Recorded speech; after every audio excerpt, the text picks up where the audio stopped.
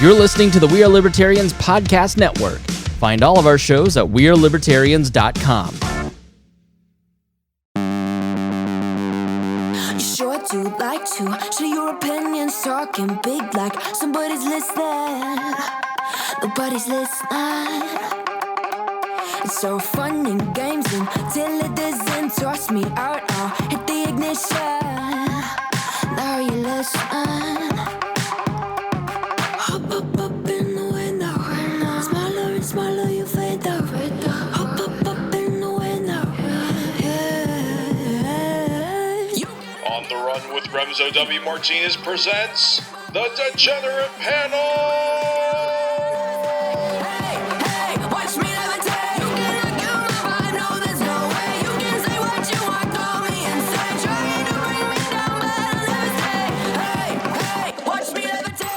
We're gonna pretend not to have disappeared for the last 4 months and just act like everything is cool.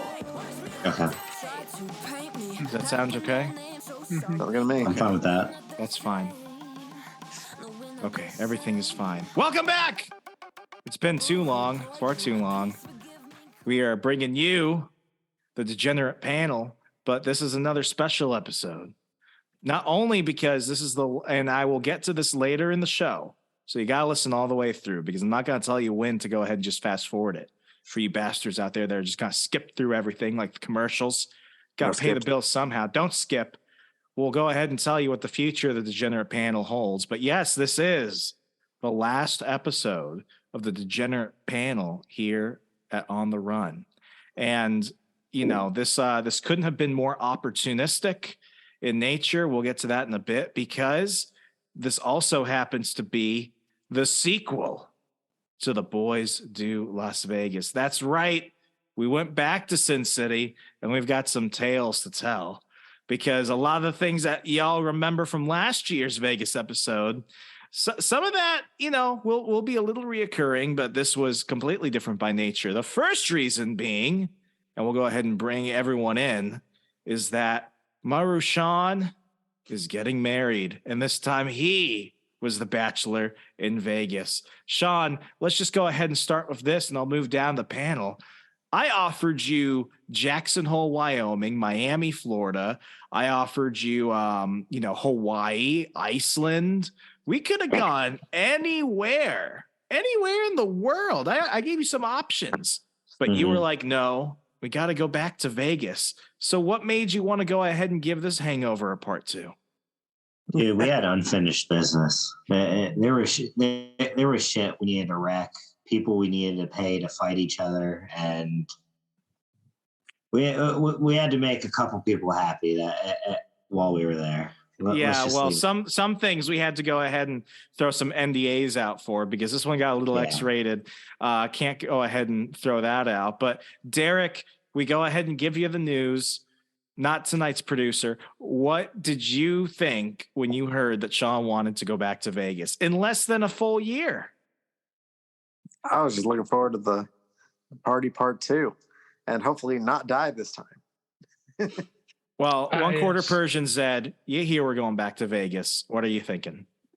I'm thinking it gives us another opportunity to find the man, the myth, the legend, Nick Cage. Oh, that's true. You guys got to believe we did not leave any stone unturned, which meant every bartender, every hostess, every waiter and waitress, every random person we ran into, we asked about Nick Cage. And ironically, all but one of them, and we talked to a lot of people, had a Nick Cage story. So here's what we're going to do. We're going to lay it out like last time. We're going to start from landing. And so when we finally left, we went ahead and, we kind of had a standard to keep from last year. Last year, if you remember last year's episode, which is required listening for this one, it's called The Boys Do Las Vegas. Sean went ahead and put on what I can only describe as the best bachelor's trip ever. I mean, we raced freaking cars. We shot machine guns. We did so much cool shit last time. It was hard to go ahead and plan it, especially since he went ahead and picked Vegas for himself. So this time I wanted to keep the things that worked while at the same time making this a completely different yet memorable trip, because I had such a high note to try and surpass. So first is first, when you're landing in Vegas, you need to land in style. You need to show up to that hotel and let people know that you're about to spend some stupid money. So this time we went ahead and we got another private driver. Argyle from last time was unavailable, so we got this new guy. I will just call him Gabriel Iglesias II. This dude was freaking hilarious. So I show up 3 hours early. Actually, let's go ahead and rewind. I've been in the state of Maryland the last 4 months. So since October, I've been in Maryland, and my wife and I finally returned to Milwaukee 2 days before the trip to Vegas. So we show up late on a Wednesday night. By Thursday morning, I end up having to call out of work using some personal leave because both our cars are dead. We have no groceries. All the plants are dead. I had to make sure I left my wife with some means of transportation and food. So that entire day, I finally, get to sleep around 9 o'clock, only about 4 hours later to get to the airport. So I get to the airport. I have a layover originally at Atlanta. I was going to meet the guys in Atlanta because we had the same flight originally. I show up to Mitchell Airport in Milwaukee, and what do they say? Canceled. Mind you, this is 2 days after all the aircraft were basically halted for a 5-hour period, and Southwest had no clue what was happening. People were losing pets and carriers. I mean, it was nasty. So I was already prepared for some shit to go down, but I go ahead and see that my whole flight is canceled. And I'm like, Delta, what's going on? So they tell me, sir, we've got you on another layover. We have you on another transfer. It's going to be fine. In fact, you arrived 3 hours early. That's cool if you're traveling by yourself, but mind you, I had this private car that was going to pick up all four of us. And it was already paid for. I couldn't go ahead and adjust anything else. So I go ahead and arrive in Las Vegas 3 hours early. So I am just like walking around the airport, minding my own business, looking like a crazy person. Then eventually I meet our driver, Gabriel Iglesias II.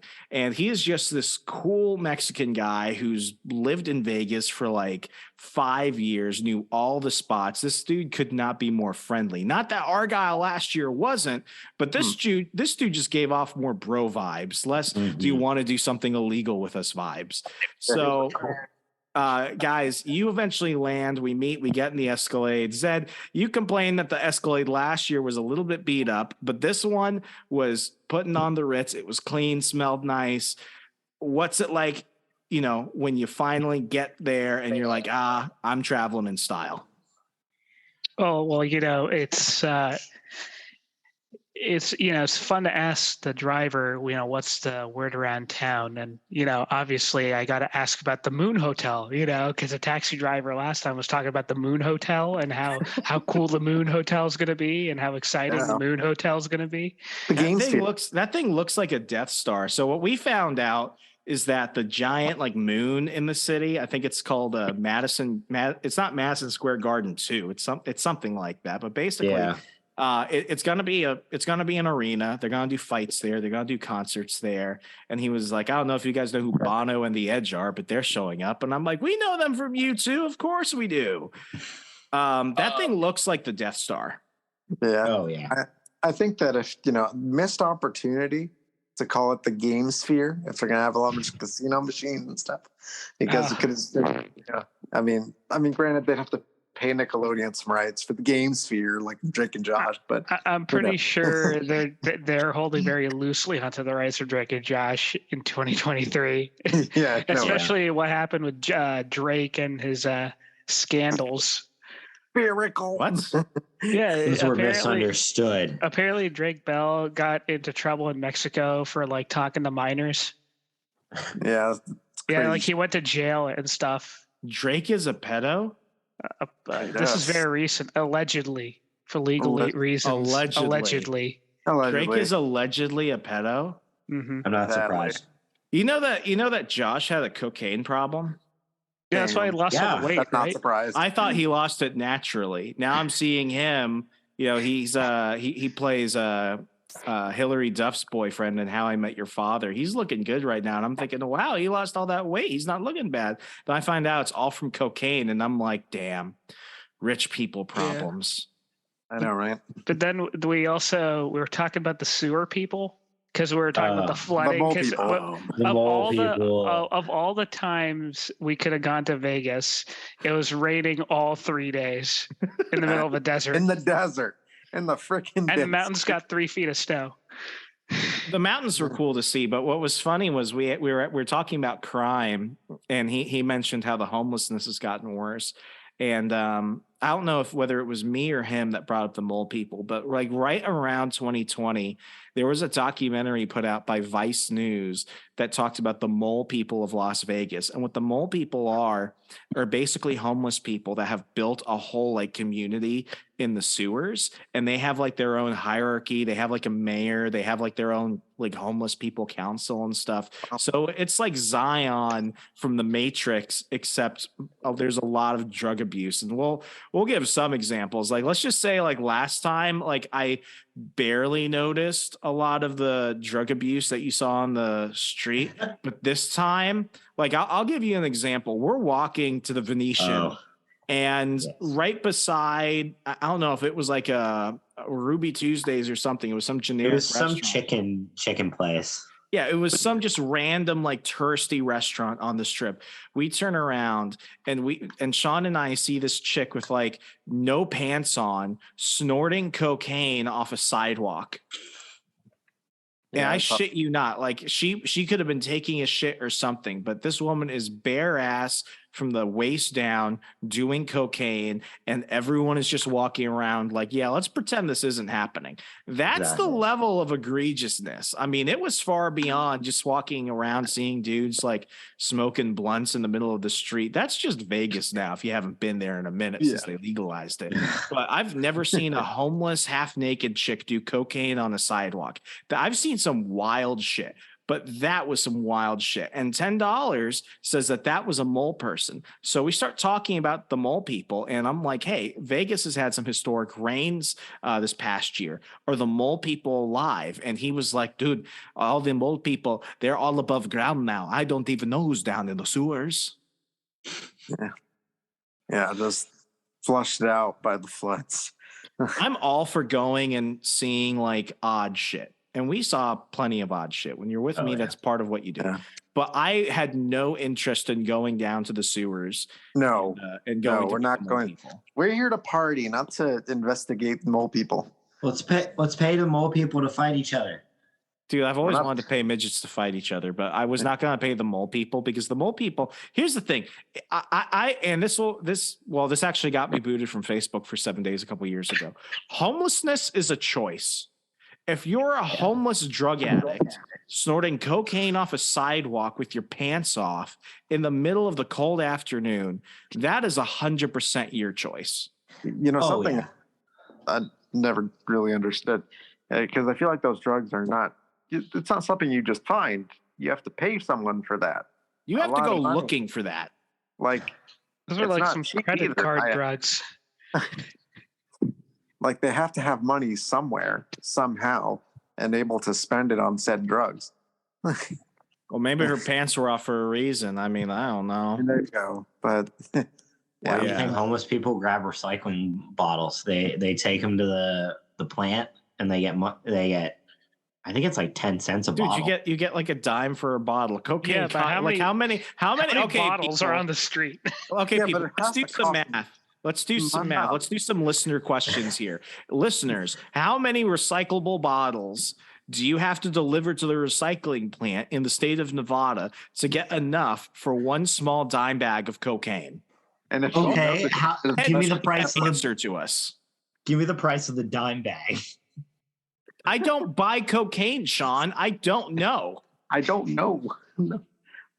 I'm not gonna look this up. Let's say maybe it's like $100 per dime bag. That's like that means you have to collect 1,000 bottles just for a bag.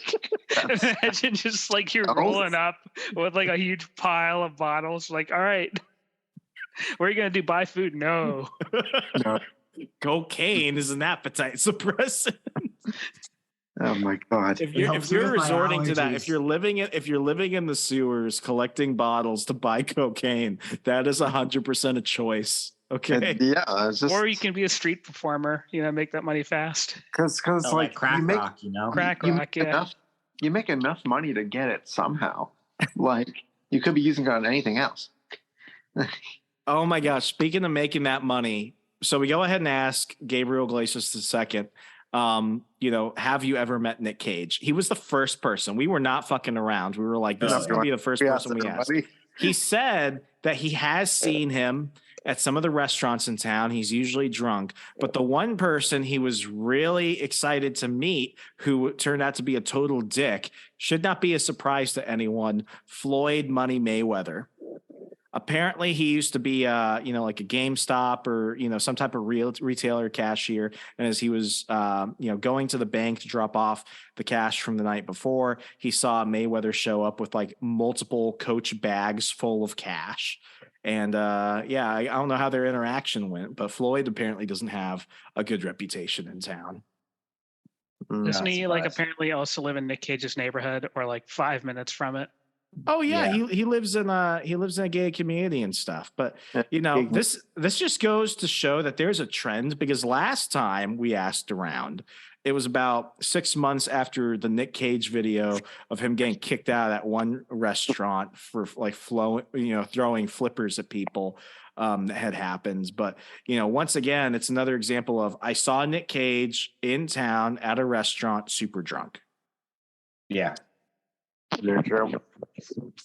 So we get to the go ahead, Derek. I was just saying, classic Nick Cage content. Classic Nick Cage, totally in character. We get to the hotel, and where do you think we're staying? Yes, we're staying at the Trump, because once you go Trump, you don't go to a dump. We're there very briefly because last time we went ahead and shot machine guns. Totally epic. You can go ahead and catch the videos of me shooting the Gatling gun on my Instagram. I went ahead and changed my handle from OTR_Remzo to Go Remzo. Way easier. Go on Go Remzo on Instagram. You'll see the Gatling gun reel there. I had to find something equally cool, because you got to kick it off really, really, really big. 100%. I went ahead and got a deal through Viator.com. And no, this is not a referral opportunity, though. If you want to go ahead and help me out, because I was gone for 4 months, go ahead and hit up all the affiliate links in the show notes. If it's not in this episode, you can go to the show notes for any previous episode. You'll find everything there. Helps the show, helps keep us going, gets you great deals and cash back at the same time. Went to Viator.com, where I basically planned the entire trip. And one thing they had there that they had a group deal for was a private helicopter tour of Las Vegas. Now, I've been in a helicopter a couple of times in my life, private helicopters as well as Blackhawks from when I was in the Army. But let me tell you this, and I've gone over the Great Barrier Reef of Australia in a helicopter. Vegas at night is the most fucking awesome helicopter experience I have ever witnessed. So Derek, we get to the helipad, we're getting ready, we walk outside, and these things are going like the choppers don't stop. Yeah. Like as soon as they land, stop. they kick people out, they throw people in. Yeah. What are your thoughts? Yeah, like basically, like we start by they get our weight, have us fill out the forms, go over the little spiel, be like, oh, we are flying today in the helicopter and all that, and we're just gonna get on and all that. And we go out to the helipad, we hear the helicopters, whirling, and it just lands. They board us onto this very cramped helicopter, because it wasn't the biggest helicopter, but it was 6 of us in total on the helicopter, 4 of us and 2 others. And I don't know who those 2 other pilot. people were, but they were definitely like when they meant private. I don't know why they say that, because we get these 2 strangers on, and I'm like, who the fuck are you 2? Oh, well. Yeah, we got the 2 strangers, but it was whatever. But like we get on the helicopter, and the seat I'm in is like the edge seat. So like I get in, like the last one in, and like they close the door. I feel the glass on my leg and like an air current coming in because you can just kind of feel it. And so I look to my left, and all I see is just the strip, and like nothing below me. Every part of this helicopter is basically glass for the most part. So you can see everything You see except everything. the floor. The floor is solid, but everywhere around you, you're getting like a full, like, left to right view of the city. It was amazing. It's gorgeous. Like absolutely gorgeous views. Like the only thing that like gave me a little like, a little pause was just like, oh my God, like my leg was like, it just felt like I'm not going to fall What out. if this door now mind you, as they pulled up, as we were pulling up, because we got a bus pickup from the hotel to the hangar, they were like, we're the only helicopter tour in Vegas that has like a 99% safety rating, unlike others. And they just kind of left it at that. And the whole time I'm thinking, what other accidents happen on these helicopter tours in town that you're the only one with a 99% rating? Like, what other shit is happening? I don't want to know, because on my side, I was on the right side of the copter. I also feel a little bit of air coming in through the side, and I'm just thinking, at least my seatbelt is on. Zed, what was that experience like? Because this was also your first time, like Derek. This was also your first time in a helicopter, and you're a plane guy. You play the airplane simulators. You've got flying enough, but riding a helicopter must have been a completely different experience. Yeah, I've always been an airplane guy. I've never been a helicopter guy, but after sitting in a helicopter, oh yeah, helicopters they're fun. It's honestly, I feel like they're a lot more comfortable or smoother than airplanes. I didn't feel like any bumps or anything. It was nice and smooth. Because you were sitting in the middle. You were sitting in the middle. Well, okay, you're not wondering whether or not you're gonna fall out from the side. Yeah, it's like, these guys are first. They say they seat 6, but really they fit 4 American-sized people Comfortably. Oh yeah. Well, speaking of a person who sat comfortably in the row ahead of us with our 2 strange guests, Sean, that was that a good way to start the night? Did I succeed at that? Oh, definitely, dude. I mean, the views, especially I loved our pilot. I was like, hey, look, it's Caesar's Palace. Did he live here? Does Caesar live there? Yes, he did. Yes, the real Caesar did live here. Yeah, he just. I like just all monotone in his response. Like, it's kind of like asking if the real Caesar lived in Caesar's Palace. I feel like the equivalent of that is going to National Archives and that saying, "I'm going to steal the Declaration of Independence." Like 5 years ago. So for context, 5 years ago, I don't know why we wanted to go to the National Archives of all people. Oh no, now I know why. We went there specifically for like a meme moment. The 4 of us went to the National Archives specifically to go see the Declaration of Independence, so we could say out loud, "I'm going to steal the Declaration of Independence," like Nick Cage. So we go there. There are other people. We say it. And the guards there just kind of laughing at us. So I walk over to a few of them and I'm like, "Guys, how often do you hear that during the day?" And the one guard is like, "Be quiet and listen for a moment." And I shit you not, every other person who was walking up to the Declaration of Independence, you could hear them whisper and chuckle, "I'm going to steal the Declaration of Independence." Just like it was beautiful. It's like hearing water drop in a cave. And I look at the guard, I'm like, "No way." And he's like, "Every day." Sean asking whether or not Caesar lived in the real Caesar's Palace must just be another thing in Vegas. Yeah, that's why the helicopter pilot was just like, "Yeah, he lived there."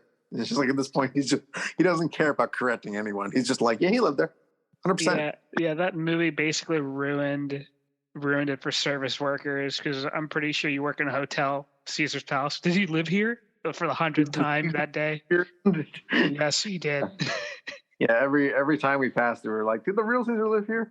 Yeah, probably. Yeah. So we finally land. Sean, we walk out. What were your thoughts? Dude, I was like, "Give me another goddamn ride.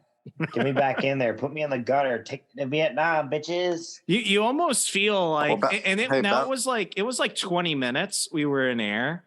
But like it felt like a good amount of time, because you go around the entire strip and was so cool. They're playing music through the headsets, and the guys pointing things out to you. Like, it feels cool. But when you get off the helicopter, you feel like that scene from Independence Day where the president's like walking in and he's like, "Where's my wife? Is she okay?" Yeah. Or Call of Duty Black Ops, where you're landing on the Pentagon and they're like, the president has to see you now. It's just like you feel so freaking badass. It's so cool. I like the helicopter itself is just amazing. Great experience.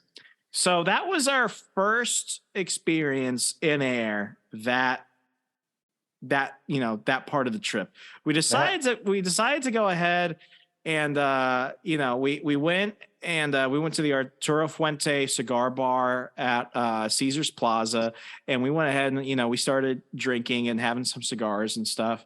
And I like that place a lot. Yeah, now that's fun. Mind you, that bartender who was also our bartender, he also had a Nick Cage story. Apparently, Nick Cage is also a notoriously shitty tipper, so he was sure to tell us that.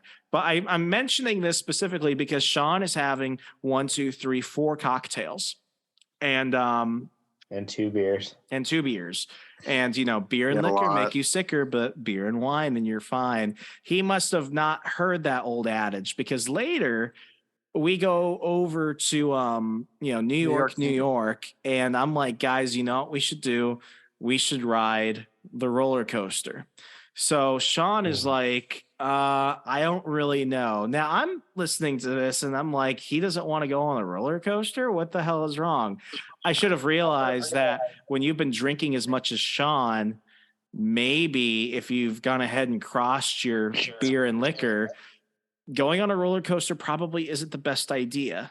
But anyway, we get there. I'm going to pause for a second. Everyone who listens to On the Run knows that I'm a watch guy. Well, I had to go ahead and make a stop at the Swatch shop in the hotel because they have something called the Moon Swatch. It's a Omega and Swatch collaboration of the Omega Moon Watch, which was the Omega Speed Timer, which astronauts wore when walking on the moon. So they made basically a plastic version of that, which costs a bit of money. So I go there, I ask about it, and I did not intend on buying one that night. However, it turns out of the 2 watch shops in Vegas, this one had the last remaining Omega Moon Swatch on the shelves. So I go ahead and I'm like, you know what? This is the Lord telling me, go ahead and buy this watch, boo. Take care of yourself. Treat yourself. And I go ahead and buy it. Now, at this point, Derek and Zed are actually going around to make sure that the roller coaster is still running, because it was pretty late at that point. So Sean is waiting outside for me to buy this expensive plastic watch that has Omega on it. And immediately as they're about to close, another guy comes in. I see him go over to the cashier, ask a question. He looks disappointed and he leaves. So I look at Sean and I'm like, Sean, you want to watch me double my money? And he's like, what are you doing? So I walk over to the guy looking shifty as hell, my Moon Swatch in my bag. And I'm like, hey man, looking really shifty. And he's just like, oh, hi. He's probably thinking I'm going to try and sell him drugs. He doesn't know how many plastic bottles it costs to get cocaine, obviously. But I'm like, hey, you wouldn't happen to be looking for a Moon Swatch, would you? And he's like, no, I'm looking for like a Dragon Ball Z watch. So immediately I'm like, this isn't my guy. And he's like, oh, why'd you ask? I'm like, oh, because I was going to say, if you wanted a Moon Swatch, I'd sell it to you for $600. The watch itself was $300. And he's like, oh, haha, no, I'm good. I'm like, because I'm embarrassed. I'm like, you sure? And he's like, yeah, I'm sure. So I start walking backwards, because I don't know what else to do. I'm like, into the bush. Okay, bye. Homer Simpson meme style. Oh my gosh. So anyway, we go to the top floor. And the thing about this roller coaster is that it's probably not the most crazy roller coaster I've been on, but just think of this. It's on it's like on the 13th floor of this building. Like it's already a pretty tall hotel. And then they stuck a roller coaster on top of it. We go and we pay our tickets to get in line. We get in line and then things start getting kind of weird. Sean, you want to explain the first moment we realized we should not have gotten on this roller coaster? God, I was so scared. So we get into the seats. Everything's going, or no, even before that, the maintenance guy comes out. And I knew immediately when you see the maintenance guy come out of the the back room over there, it's like, okay, something's going on. Did they lose some kid on a loop, or did it get stuck? What? I'm looking at RJ like, you're about to put me on this thing and I'm about to fall off. You promised my fiance to come back alive. So just to make this clear, they had us get on the first car, and I say the first car because right at the very front. Because they're right. So not just that, but I'm talking like the first roller coaster car. I don't know what you call each individual coaster thing, but they have us get on, and we put on the restraints. Right? There's no clicks. I noticed there's no clicks, and it's not tightening, as in like it just goes back up. It's like, wait, what's happening? I don't hear a click, and I always hear a click on roller coasters. It always happens. It's a thing that just happens all the time. So like they come around, they check the restraints, they know it's not working. They have us get off before it starts. So they have us, they usher us off. Maintenance guy comes out, looks at it, deems it unfit for us. So he brings up the second car, and then they check it again, and they say, okay, this one's not working.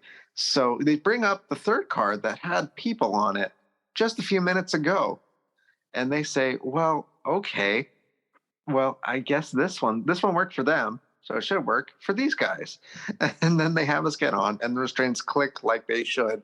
And I'm panicking a lot because because this coaster is like, it's like over the shoulder and a lap bar that like hooks together.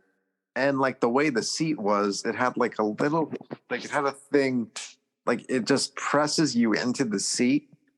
Like, let's just say it's and not your very balls kind. are smacking on that seat. It's not It's kind. a nutcracker, all right. Yeah, the roller coaster's called the Nutcracker of a Ball ride. Buster. And like we get on, I'm panicking so much at this point because I'm like, listen, God has given us 2 opportunities to leave, and we did not take either one. At several points, both Derek and Sean are like, guys, we should leave. And Zed is just looking at this thing like, this is a death trap. And I'm like, no, guys, no. We already paid our money. We spent I know, for $23, I'm riding this damn thing. $23 riding a death I'm trap. like, it's about the point we have to make. They can't just tell us it's not working. They need to make it work. So we get on the working coaster car, and I'm just freaking out. And like, I'm telling my friends this and that. And, I think Doyle was kind of freaking out too, but I was freaking out the most. And we go through the tunnel, and then suddenly you just see the climb, and I'm like, oh, it's okay, huge. wait. It was so high. The alcohol is starting to hit me with the adrenaline. I'm like, okay.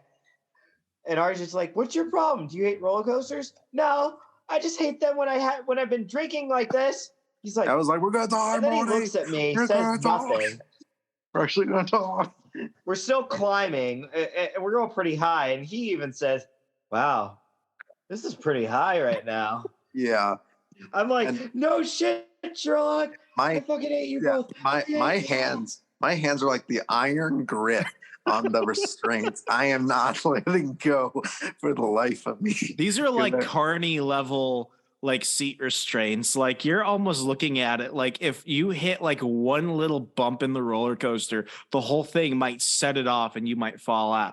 And there's several moments where your ass like lifts up from the seat and you're just I am like, this is it. Like I don't scream on roller coasters typically, but I was screaming like a bitch the entire time. I just hanged on. Like I kept like my shoulder restraints down with one hand and held onto the back of the seat because there's a handlebar there too. I was just like, I'm holding on to everything and my hands aren't going to move and the rest of my body You will already be survived the someplace. helicopter. You will survive this roller coaster. I trusted the helicopter more than the roller coaster. The helicopter was fun. This was terrifying until the end. Zed, what's going through your mind? Let's start from like we're getting up there, we're reaching like the highest point, and then we just drop. Well, actually, I really enjoyed the roller coaster. To to be honest, I wasn't really paying much attention to you guys freaking out. I just wanted to go. I'm like, you guys are because I'm like, you guys are just freaking out for no reason because there's literally a lawyer attached to everything in the United States. Well, mind you, Zed was also the only one who wasn't drinking. He was the DD the entire trip because Zed doesn't drink. So the three of us are like, 5-6 cocktails in. So Zed is probably just thinking this is a normal roller coaster experience. I'm thinking we're going to die. Derek is thinking I'm going to fall off this fucking thing. I'm going to die. And Sean is probably thinking his head's going to explode. Meanwhile, Zed is like, wow, this is fun. Well, okay, so the roller coaster is fun. The only thing I didn't like about it was, I do agree the restraints were sort of loose in the sense of whenever you went on a loop, and there are like 4 loops on this thing. Yeah, there were a lot of loops. Yeah, your man parts just like slam up against the seats, like yeah, it was a ball buster. Hence why we called it the ball buster. After we're all just like sore, just wobbling off the roller coaster. Like we've been riding horses. We just got like a long, wide stance. we look like John Lennon in that photo where he's got like super long legs. We're like, do not close your legs, boys. Yeah, I'm like, all that was running through my mind was like, God gave us 2 outs and we still got on this death trap. Well, talking about the tickets for the coaster, one of the reasons I wanted to ride on this coaster is one of the guys from my cigar lounge was telling me, if you're going to Las Vegas, you got to ride the roller coaster. So in a way, I wanted to do it so I could tell him, I rode the coaster. So I guess as a segue, we could talk about like how expensive Vegas has gotten. But like he's like, oh yeah, did you enjoy riding the coaster? How much is it? I remember it was like $3 when I rode it. It was like, well, we paid like $23. It's like exponentially higher. Okay, so let me drop some math. Now this is gonna sound kind of ridiculous. Now let me go ahead and move over because I need to grab my laptop charger.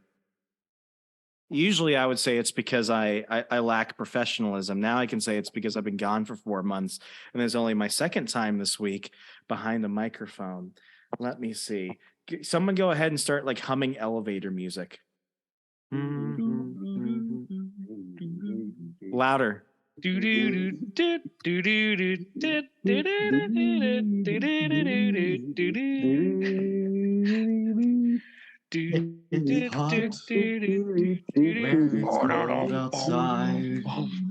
All right, thank you. Anyway, last time I did the math, between the 4 of us for 3 nights in Vegas, so arrive Friday, depart Monday, when you count airfare, food, lodging, and other expenses, it was roughly $10,000 combined. So about $2,500 per person. That's fine. That's, and the deal for us was that, like last year I covered my airfare. This year, Sean covered his airfare. So somebody's taking on a little bit more of the expenses, depending who's the best man in this case, if you do it that way for a bachelor trip. So last year was about $10,000. This year was probably, I want to say it was between $12,000 and $13,000. Despite the fact that we took advantage of a lot of deals. Almost everything was a Groupon. And we did save a lot on food this time because a majority of the time we ate off strip.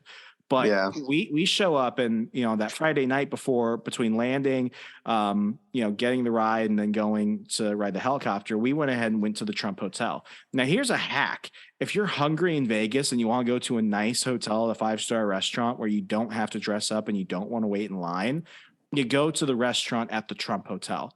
It's open basically all day and they have quick service. It's good service. But last year, okay, they have an item. Some of you might remember this called the burger. The burger. Sean, how much was the burger a year ago?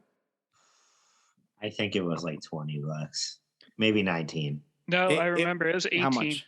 It was 18. Yeah, last year. It was pretty good prices. This year it was $25. So that's a pretty big jump in less than a year. Inflation's a bitch. Yeah, I don't even think it's inflation because, was Vegas is known, at least in the States, it's known for a place where you could go to get stuff like food, especially at a decent price. I mean, back when my parents, like it was like 10 years ago, I think, like you could have gotten like a buffet at the Bucanal or in The Caesar's Palace. Bacchanal. Bacchanal, yeah, in Caesar's Palace for like $40 for like a lunch or a dinner. Now they raise it up to like $79.99 a person.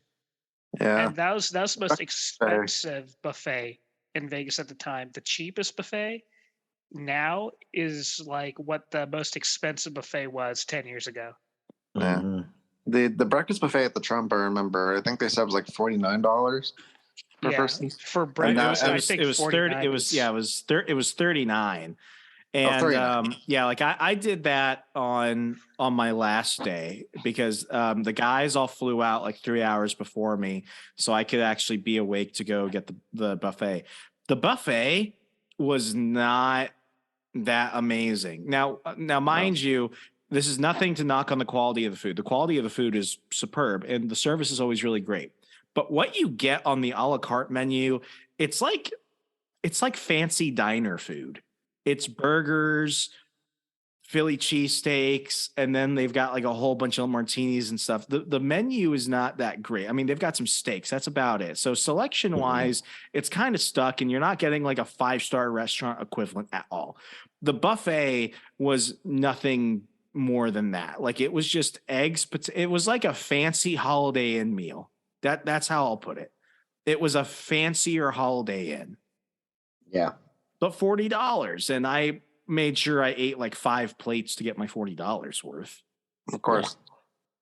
Yeah, even like locals, people have been frequenting Vegas for years, are saying that Vegas isn't the same it used to be because now it's heavily commercialized and over. I mean, of course, Vegas is going to be commercialized, but now it's like very overpriced because Vegas is developing really fast, and a lot more people are starting to go there. So it's like it's no longer the cheap fun destination anymore. Yeah, which I mean, last year we made the mistake of one, not checking to see if we had to make reservations for a lot of places, and two, trying to get all our food from on strip.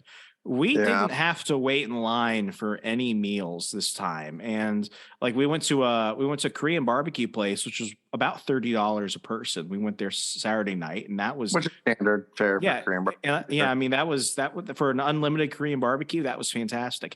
And then for lunch that day, we went to a ramen noodle shop off strip in Chinatown. You could get a bowl for less than $12. I can't find most things here in Wisconsin outside Milwaukee for under $12 for a full meal of anything. Yeah, the ramen is really good for a good price. I think definitely if you go off strip to the places normal people who live in Las Vegas go to, you're going to get normal prices. If you get to the touristy places, of course, they're going to charge an arm and a leg. Yeah, and this is why. Yeah, go ahead, Derek. I highly recommend Chinatown for the good food at a good price. Now, this is another reason why I say when you go to Vegas, at least going from your airport to your hotel, you should get a private driver. Because one, you get that driver's number. So if you need anything throughout the weekend, if you need a ride anywhere, you can get a ride. But they're also the best people to give you tips. So whenever I had questions about any of the restaurants in town, I would text our driver and be like, what do you recommend for this? And he would give me so many options. And you don't have to pay them for it. They're happy to do it, which is why you leave a fat tip when you go ahead and get dropped off at the airport to compensate that. I made sure to leave him a fat tip when we got there. But I mean, he recommended all the places to eat off strip, and they were fantastic. Yeah, I remember Argyle last year brought us like one of the best Mexican places I've ever had. I injured my finger before the trip this time. Oh, yeah, he didn't have a huge chunk of his finger missing. If you don't get that reference, go back and listen to the first Vegas episode. Was the first episode. Okay, so fast forwarding from that to we leave the roller coaster. Sean is a very white man. You might say that Sean is the whitest person you'll ever meet. Sean, at the end of the roller coaster, looked translucent. Yeah, he was sweating. I'm looking at him like, this dude's not right. And I'm like, you know what? It's close to midnight. We should probably just call it a night because it's been a long day. Helicopter rides, drinking, roller coasters. Trying to double down on a Swatch sale. We go ahead and we go to the taxi section outside of the hotel, and there's this giant bachelorette party in the line in front of us. I love those guys. Okay, here's where I get to check off one of my Vegas items. Watch a fight. There's a private party bus pulling up into the hotel for hustlers. Larry Flynn's Hustlers Club. It's a strip club, one of the bigger ones. And this is a bachelor party that has booked it. I don't know what happened, but the bachelorette party in line ahead of us, they start pointing to the bus and they're screaming, something's going on in there. Well, the lights in the bus were like bright as hell. And I don't know what happens, but you see one group of guys at one end of the bus, another group of guys towards the front of the bus. The driver comes running out of there and a giant fucking fight happens. People are flying across the bus. I'm like, holy shit, these guys are going after each other. So after like 30 seconds of everyone just kind of watching this, like, what the hell? This lone frat bro with his hat backwards and everything walks out like freaking Spartacus, put his arms out, and the bachelorette party watching this, they just start clapping. So I'm like, what do these bitches know that I don't? So I just start clapping. I'm like, yeah, and I'm cheering, yeah. And the three of them are like, what the heck is he doing? And I don't know why, but the frat bro zeroed in on me. And I'm like, I hope this dude doesn't come and try and fight me. I am too drunk for this shit. And he's running towards me with his arms out. So I'm just like, you know what? Take a leap of faith, bro. So I extend my arms out and he jumps towards me and I jump towards him. It's like Free Willy with the whale and the kid touching the bottom of the whale. We just like body slam each other midair, give each other a giant bear hug, and we're both screaming, ah! And next thing you know, the bachelorette party just gets louder. They're like, woo! Like drunk, like drunk soccer moms or something like that. They're like, woo! Like the basic white chick woo. Woo! Yeah.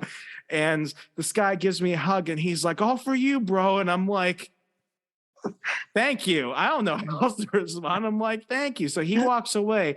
Next thing you know is each of the guys walk off the bus. They act like nothing has happened and everyone is just cheering for them. And next thing you know, this dude comes over to me. He's like, I know you. I saw you in Ontario. And all the bachelorette party girls, they're looking at me like, well, hey, you know them? And I'm like, I've never been to Ontario in my life. So that was that. That could have been a situation that went really, really bad, but it was one for the books. Yeah, they just, you crossed off hugging a random stranger off your list. I'm not a hugger. I don't like people touching me, but I was like, you know what? This is okay. Zed, you're watching that. What's going through your mind? I thought you hearts and minds. You gotta build influence, in Vegas when you're there. So you got the frat boys on your side. You got Gabriel Iglesias on your side. Imagine who else we got on our side? Imagine if they knew you because of the show. Could you imagine? If they would have been like, it's the Degenerate Panel. It's OTR Remzo, like your Instagram handle. OTR Remzo, he's here. He's here. Sean, you're watching this like, I don't know if you're like mentally aware enough of what's going on, but you must have been in a slurry watching this happen as you're also trying not to puke all over the bachelorette party. What were you thinking? Oh, I'm like, as soon as I see some fighting in there, I actually like a little jolt of me is like, do I go in there and like break it up? Attack mode. Or do I just like see what happens? And I'm like, before I can act, people started coming out. I'm like, God damn it. I guess I can't be that like guy. That's nice. The Bachelorette's like, oh, you broke up that fight. You're so sweet. No, I did. Yeah, we send Marushan. No. Oh, come on. Marushan, attack mode. You didn't get your moment, but that's okay because you probably would have puked on everyone. Which, by the way, speaking of puking, so eventually the bachelorettes get their ride. We end up getting in a cab. And Sean, who is usually like the human equivalent of the Energizer Bunny, no amount of alcohol can typically keep him down. Sean is basically like dead on the side of the car. He's like leaning across it. He looks fucked up. And I'm looking at the guys and I'm like, guys, I think we broke Sean. So Sean is like non-responsive. He's like, I'm going to puke. I feel freaking horrible.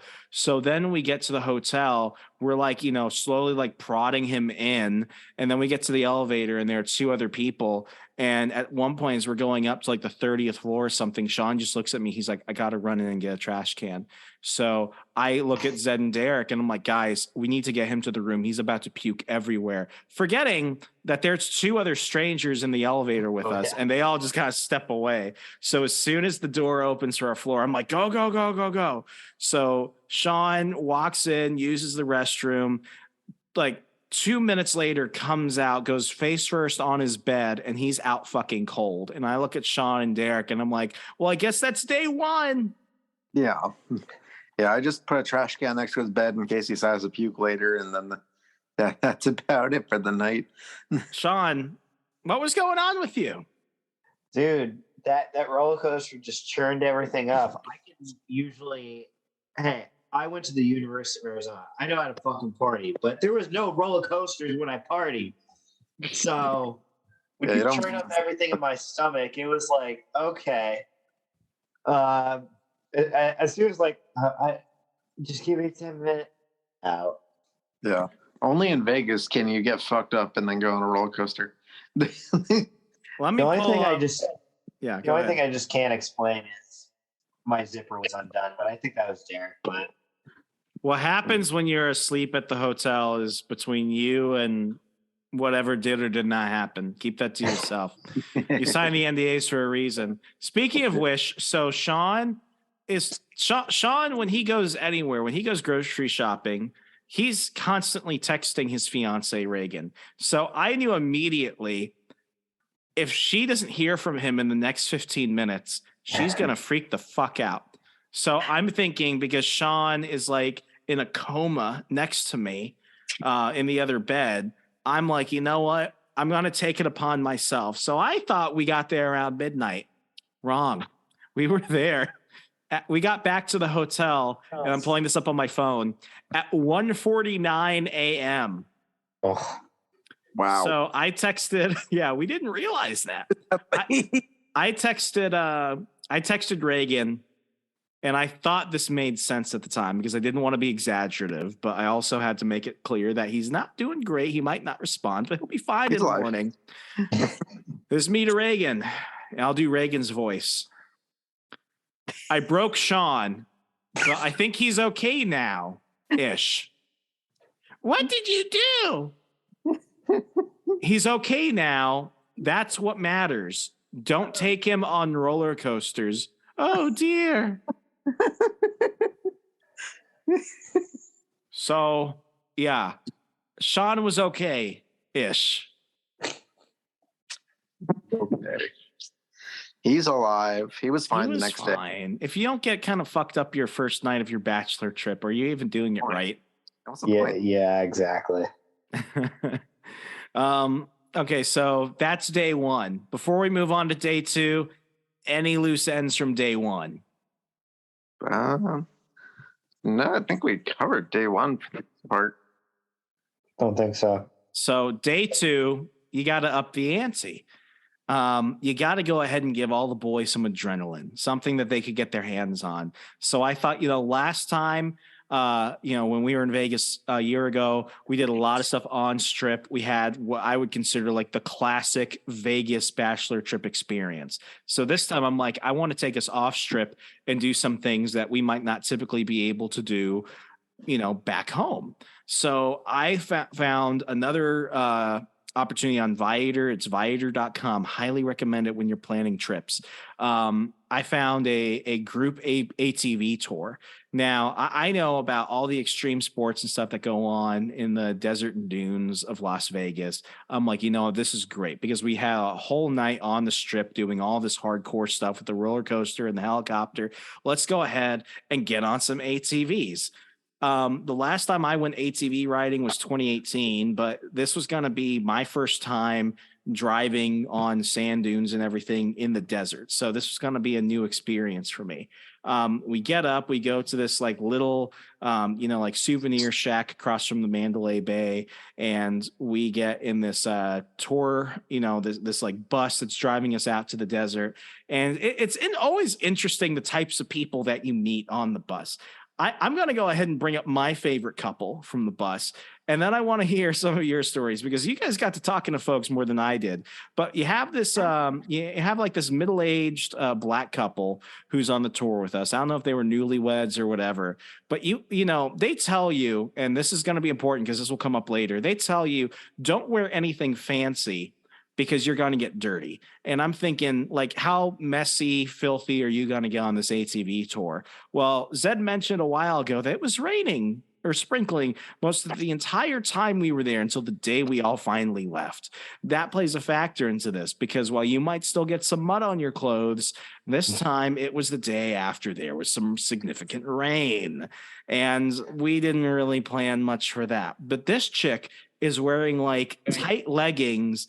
And she's wearing like a fucking, I don't know how to explain her top, but it was like, 2 sleeves, something like some fabric connecting it in the back. And then it was like a bra. So it was like tied in the middle. Like, like her tits are flying this entire time. And I'm just thinking, if I thought I wasn't dressed appropriately for ATV riding, you were totally not fucking dressed appropriately. Like you're going to like knock yourself out if a tit like smacks you in the face. I'm like, this makes no sense, but who am I to judge? Yeah. Zed, you start talking to some of the other dudes and you find out a weird thing that connects you to this whole other bachelor group that is also going on the tour. Yeah. Apparently like half of them were either from Northern Virginia or were George Mason alumni. I'm like, what are the odds? There was this one guy, I swear to God, he has never heard of a freaking belt because this dude is a pretty big boy and he's wearing like, like 45, inch jeans. And he is just, he's the fat Albert of Indian dudes. This guy has I live, breathe, and die tech support written all over him, which should have made sense after we also heard he was from Fairfax, Virginia. A small world. So we start the tour, and this dude is in front of me. When this dude would lean over, or when this dude would hit a bump in the trail as we were all kind of like driving in a line, I saw I saw his ass crack for miles.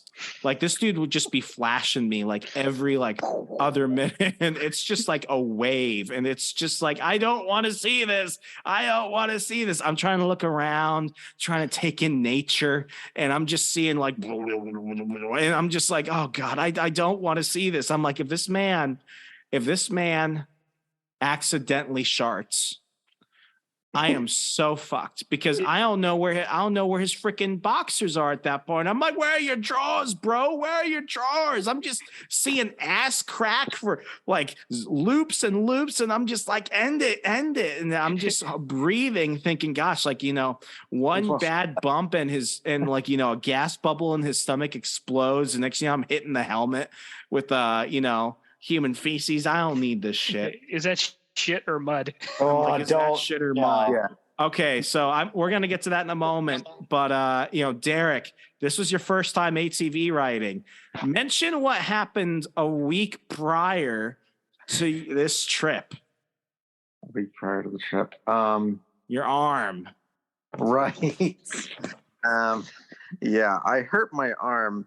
You see, so was it saving a lady from being mugged? Yes, actually, 100%. That's 110% what happened for the record, and that's all that will be on this recording. That's all people need to know. Exactly. But yeah, I hurt my arm. fractured it, like the elbow just below the elbow. So like my arm for a while was in a sling. By the time I hit Vegas, thankfully, like I didn't necessarily need the sling anymore, but it was still kind of tender, sore, like still hurt to do some things. And by the time we were ATV riding, like I was good to ride, but every little bump like that we went over, especially the big bumps, my left arm was like, "Why are you doing this?" Because it just, and I was like, Your arm was fractured but whole. I know, it just hurt, and I was like, "No, stop! I need to get through this." I was really afraid I wasn't going to be able to do it because my arm was hurting quite a bit. But I did it. And, You did it though. yeah, and then my arm just was like, "Oh my god, it hurts so much." It was a ride. It was fun. The guy two ATVs ahead of me, like the only incident we had, I think, was the guy two ahead of me, like kind of at the close to the beginning. He like swerved off course, and we had to stop to let him back in the line. So he didn't get back in his place. He got one behind him, which was in front of me. So I would just move back one essentially, and I was just right behind him now. Thankfully, he was fine with the rest of the ride. And the tour guy that complimented us said we didn't have any incidents. It was very doesn't usually happen. So thank you for that. Zed, you had a moment that can only be defined as the beginning of your Instagram influencer career. We've had kind of a joke going on for a while ever since Zed started balding. What are you going to do with it? Well, he found the solution. He shaved his head. And Zed has a very symmetrical face, and I say that as a compliment.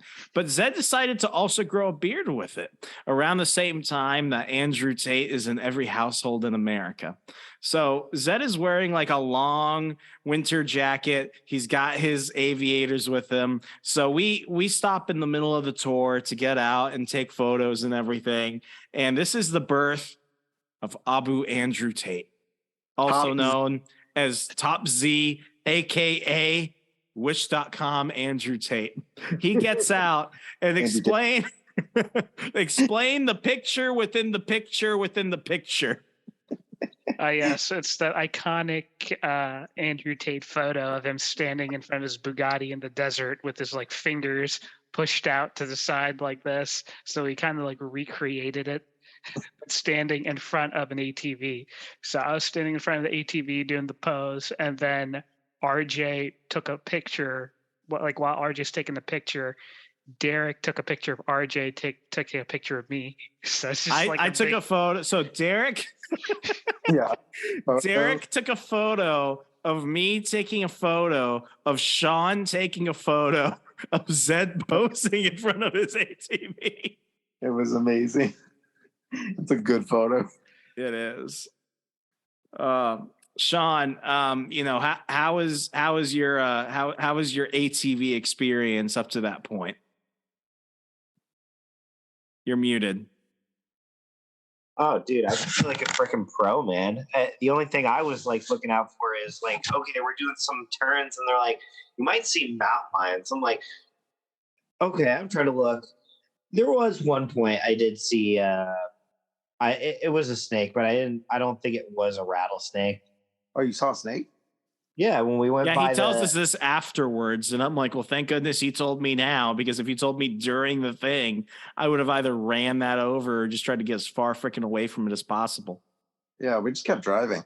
Of course, with all the rain, well, you couldn't really tell what was mud and what was normal dirt. So I went a little too fast in a dip, and it looked like normal dirt turned out to be a big pool of mud, and I literally got covered. So Derek and Derek and Zed, because there were some people between them and then Sean and I. Derek and Zed are just covered with mud. So around the time of the infamous Abu Tate photo, I'm just laughing at them, and I shouldn't have done that because karma justice is a bitch. Yeah. 5 minutes in, 5 minutes in, after we get back on our ATVs and we start riding on the trail again, I see like this thing of like, I thought it was a rock. I'm like, it's kind of out of place on the trail. It's kind of shiny, looks different. It must be a rock. No, I go ahead and I hit the biggest mud patch on the trail, and I get hit with this giant thing of mud in my visor helmet, and like the Nickelodeon slime, I can just hear like, I'm just like, oh, it is everywhere. Now, the night before, no, 2 nights before, because we had gotten so much stuff done and we had so much to do, my wife volunteered to pack my bag. Well, I did not tell her to pack me an extra pair of jeans or anything. So I am covered head to toe with mud. And I'm thinking that's okay because my wife packed extra stuff because I obviously told her to, because I knew I was going to be messy. What I didn't take into account was that I also didn't tell her that. What I also didn't take into account was that it was going to be raining. And 3, I never thought that the Trump International would not have a laundry service. Man. So we get hit with mud. Sean is the least muddy of all of us. But here's the kicker. We get to the very end of the tour and we're looking at everybody on the tour who is with us, and like everyone is covered in mud. At some point, somebody hits something. Everyone except the chick in the leggings with I can only call it the like bra shirt, because it was just like I'm looking at her. I'm like, 1, how are you not cold? 2, how did nothing fly out at any point? And 3, how do you not have any mud on you? I have no idea. Like she just clearly must have deliberately missed shit and went off the trail to not get muddy. I don't know. Smart move, she did. So unfair. So anyway, we get back. We get back to the drop off location where we were initially picked up. It was a great like 3-4 hour day out there. I mean, everyone enjoyed ATVs. Highly recommend. Yeah, super fun. Oh yeah. So highly recommend doing an ATV tour when you're in Vegas. You will not be disappointed. But washing anyway, your clothes in the bathtub. So here's where here's where like here's where things are kind of funny. So first we get in the cab. And we got like the one like Pakistani dude who barely speaks English. He must have been looking at us like, what? Who am I picking up? These guys are filthy. But then remember, the previous day we showed up to the Trump in style in our Escalade and private driver. Now we're all like peeling out of this taxi. We're all covered with mud, and people are just like, what is happening? It's like a clapped out Prius. And just 3 dudes covered head to toe. I guarantee people in Vegas have seen worse than what we were. They've seen worse, but for a lot of those people, they were like, I haven't seen this yet. So we walk in. I'm looking at Sean. I'm like, Sean, I don't know if they have a laundry service. We should go ahead and ask. So we go up to the host, to the concierge chick, and she's looking at us head to toe, and she's just thinking, oh, like what's gone on? So I go up to her. I'm like, hi. We need some help. And Sean is like, do you guys have a laundry service? And she's like, no, we don't do that, but there's a laundromat across town and it's safe during the day. And I noted that she said the word safe. So I look at her, I'm like, okay, where do we go if we don't want to get mugged? And she's like, you don't go there. You go outside town. I'm like, how far outside town? And she's just like, far. Yeah, we weren't going to do that for a lot of reasons. So we're just like, you know what? We have no other choice. Maybe I have an extra pair of clothes that I can put on. So just to note, they did have dry cleaning, just not a laundry service. Like not a normal laundry in that service. entire golden middle finger in the desert, they can't put in like one washing machine. That's what's unfair. That's what doesn't make sense. See, the thing is, I guarantee they have laundry machines because they have to wash the towels and the linen somehow. But not one I could shove some quarters into and do it myself. Yeah, that's not classy, RJ. That's not classy. People need clean clothes. So Sean, This is where you come up with the idea that basically saves the day. I go up to the room and Derek and Sean, I want you to explain what you saw because this is funny. What you saw when you went to go check up on Derek and Zed when they went to clean their clothes. But explain the process of us figuring out how to get all the mud off of our stuff in less than 3 hours. Oh, dude. So first I'm like, wait, we have a bathtub. We have soap given to us by the Trump. Technology. We must hand wash these clothes. And we have plenty of towels too. And I'm like, wait, how are we going to dry this? So some of them we hang dry. We called broom service to bring up extra towels, as well as Sean asked for like 10 towels. Yeah. Cleaning up a crime scene. The guy's probably like, yeah, I need enough towels to clean up an orgy. I can only imagine like what housekeeping must have thought like when they came in the next day. It's like either all these tires are covered in shit or it's mud. I mean, yeah. I'm sure they've seen so much worse than what we did. Well, luckily we have the towels because RJ's jeans of all things. Oh yeah, I haven't washed these yet at all. So I had just gotten new jeans a week prior. Yeah, he's washing them, and then he hangs them up before we like ultimately start drying everything with a hair dryer, and it's just slowly bleeding blue dye onto the towels that are in this closet. What I ended up doing was instead of like soaking them, I just took really took a wet cloth and just like wiped down the parts that had mud on it just to get the mud off. And then I just let it air dry after that. Yeah, but mine were entirely covered in mud. Yeah. Yeah, I feel like I got off easy because like it was just kind of like my left leg that was really covered. And some of my jacket that I was wearing. And before I continue on Derek cleaning his shit, let alone we were waiting to go ATV driving, and Derek gets hit by a stray bird. Oh my god! Talk about shit. The porta potty too. The porta potty story. Okay, so Zed, explain this part. So let's rewind. We're at the little gift shop, taco shop pickup point for the ATV rides. We just signed our waivers, and we're waiting for the bus.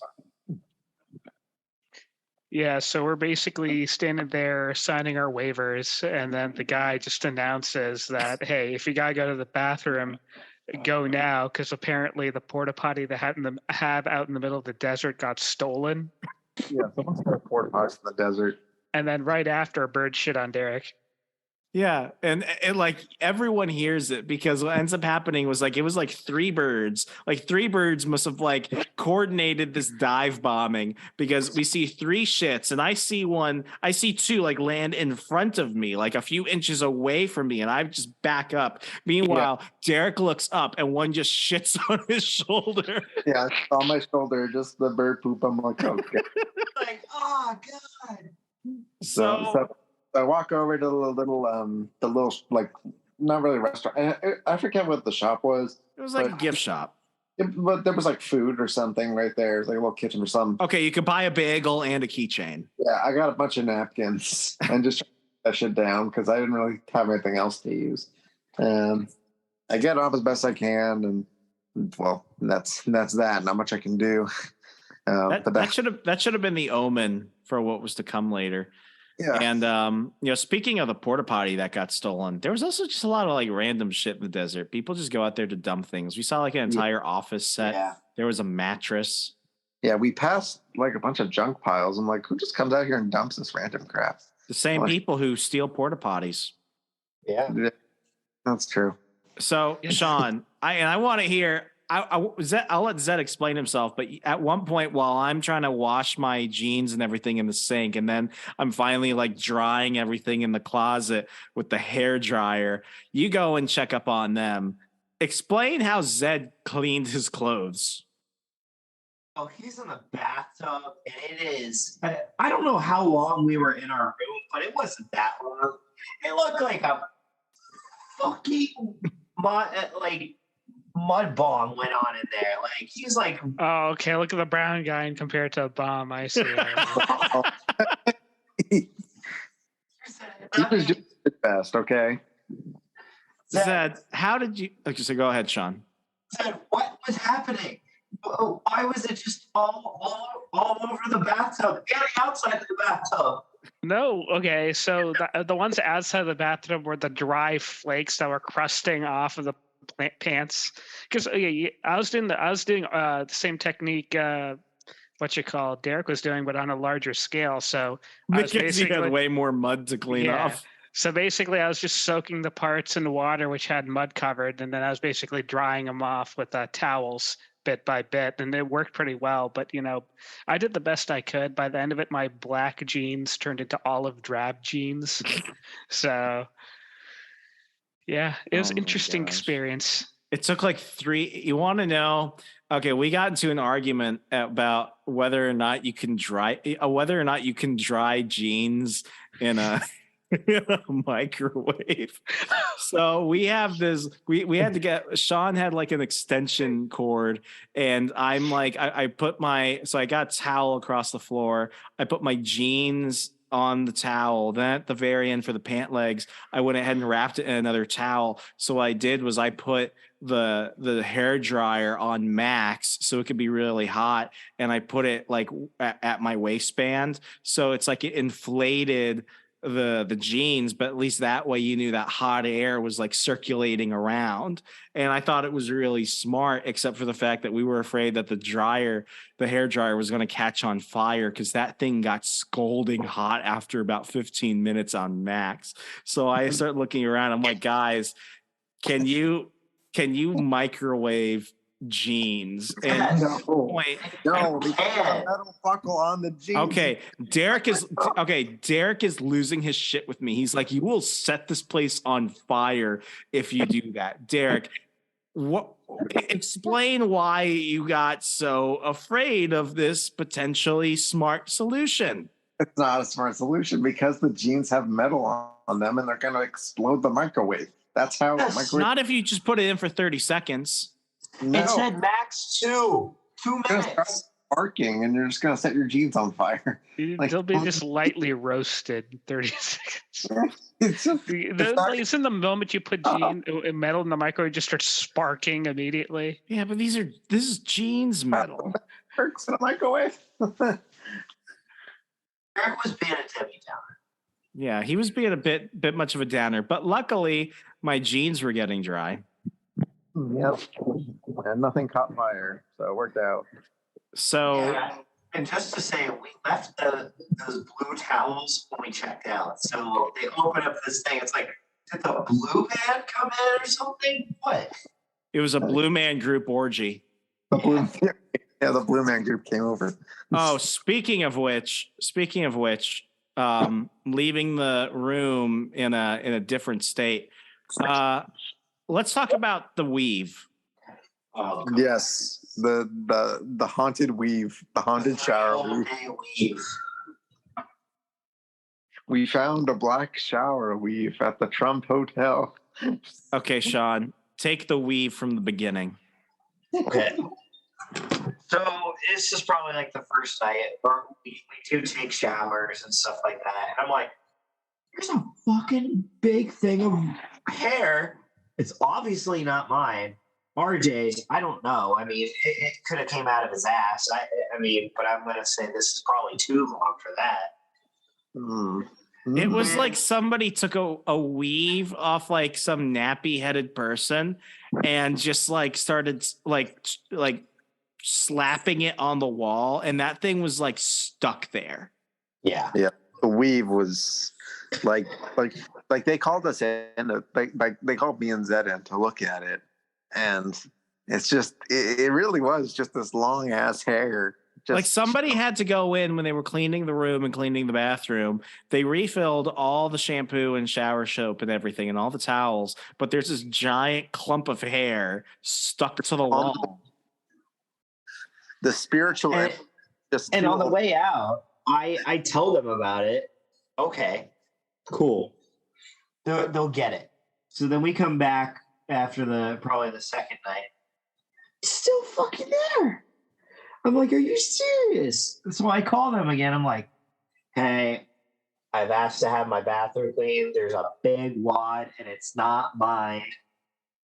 Can someone come up and take care of this? It takes them 3 times. Eventually, on like the 3rd day, we're in our room and they send up this short Muslim lady and she's like, yes, what needs clean? And I'm like, look at that thing in the shower. And I'm pointing to my head. It's like, it's not my hair. It's not his hair. That hair has been there for 3 days. And she's just like, oh my, I clean now. So she goes and cleans it. And I'm thinking like, maybe I should tip this woman or something, but I'm thinking, no. We are staying at the Trump Hotel. We have spent an ass load of money to be here. I want the fucking wall weave cleaned off the wall.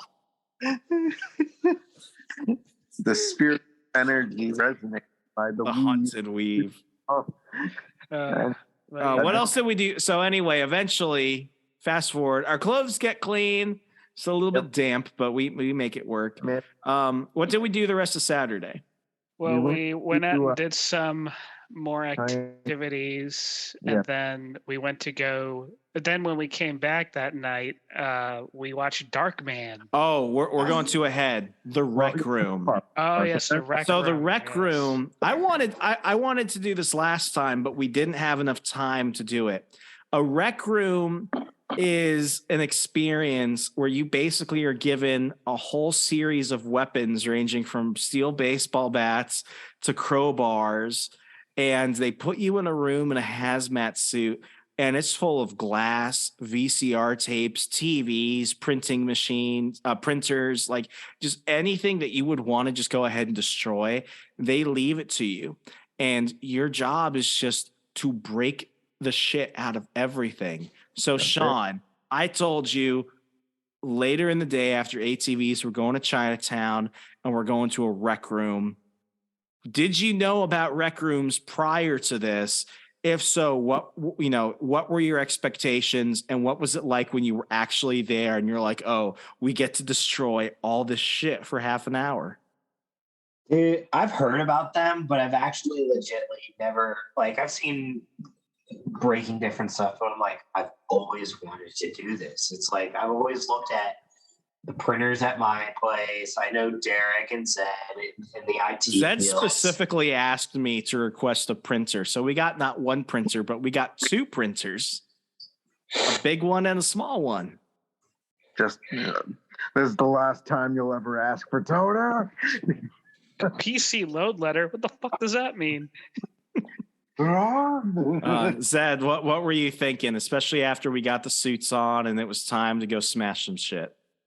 Well, so we're all getting ready. I'm like, all right, let's organize so we can take our time, really taking out our anger on these printers and these monitors and these laptops. And then as I'm explaining all this, Dylan just starts going ham and starts destroying everything.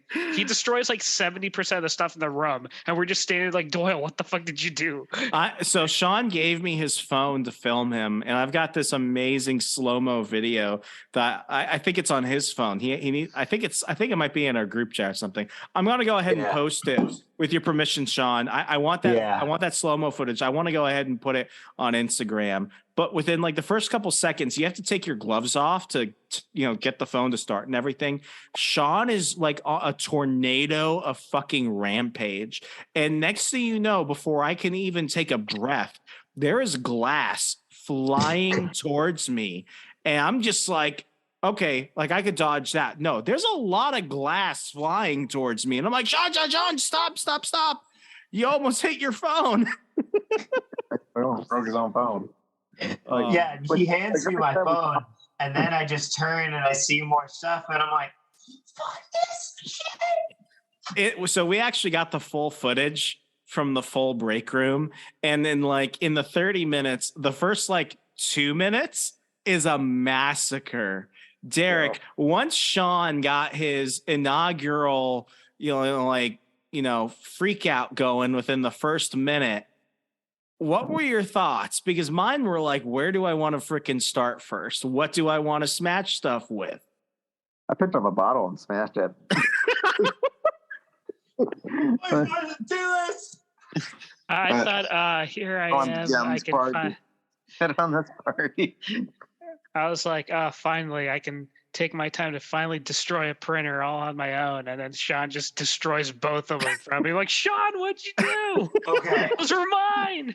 Not both. I destroyed the black one within like 10 seconds, and you're like, what did you do? Zed was out here trying to live the. Well, okay, to be fair, when I pulled out the second HP printer, RJ just whacked the center of it. I'm like, no, that was yeah. I want the He first whacks kill. into the hole and puts a giant divot into it. His crowbar is I get crowbar, and I just go like Negan execution style with it. It gets stuck. Zed has to hold it down so RJ can pull his crowbar out of the thing. Yeah, we literally just chucked the printer across the room. Sean, at one point, you see in the video, Sean, they have like these wooden tables, these thick wooden tables. Sean like takes out a chunk of the table at one point. Yeah, my arm was still sore at this point, so I tried to one hand everything. So we had we also took a moment during the destruction to play what I call break room baseball. Zed, you want to explain this, because you started doing this with Sean, and I was like, this will go really good or really bad. Yeah, so basically, we'd grab a baseball bat and we'd throw small objects at each other. So we'd be throwing bottles at each other, like glass bottles at each other, and we'd have to like smack them with the bat. And when you smack it, it's like a glass grenade has gone off, and just glass goes everywhere in all directions. We're throwing VHS tapes at each other. But then I realized halfway through the Smash session, it was Apollo 13 on VHS. Like, guys, oh my God, what do we do? We like destroyed like we're monsters. Apollo 13 on VHS. No. By the way, I didn't think that smashing VHS tapes was gonna be as awesome as it was. But when someone throws a VHS at you like a baseball, and then you smash it with a bat, the ribbon just flies. Like, it's actually really freaking cool. Yeah, and then I wrapped Derek around with the tape from the VHS. Like, why did you do that? Because it was fun. I'm like, spin, Derek, spin, and then he just wrapped himself in Apollo 13.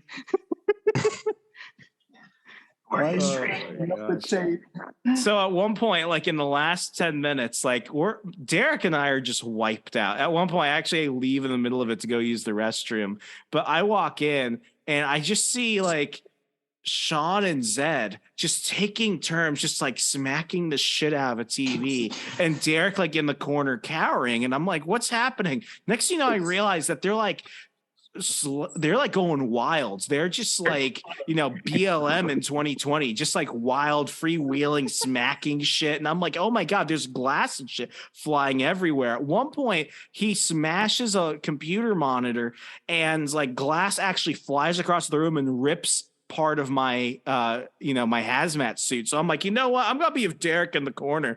So like when you see the footage of the room, you see Derek and I just like standing in the corner, like watching Sean and Zed, and then they just start screaming for some reason. They're just like, that's when the adrenaline kicked in.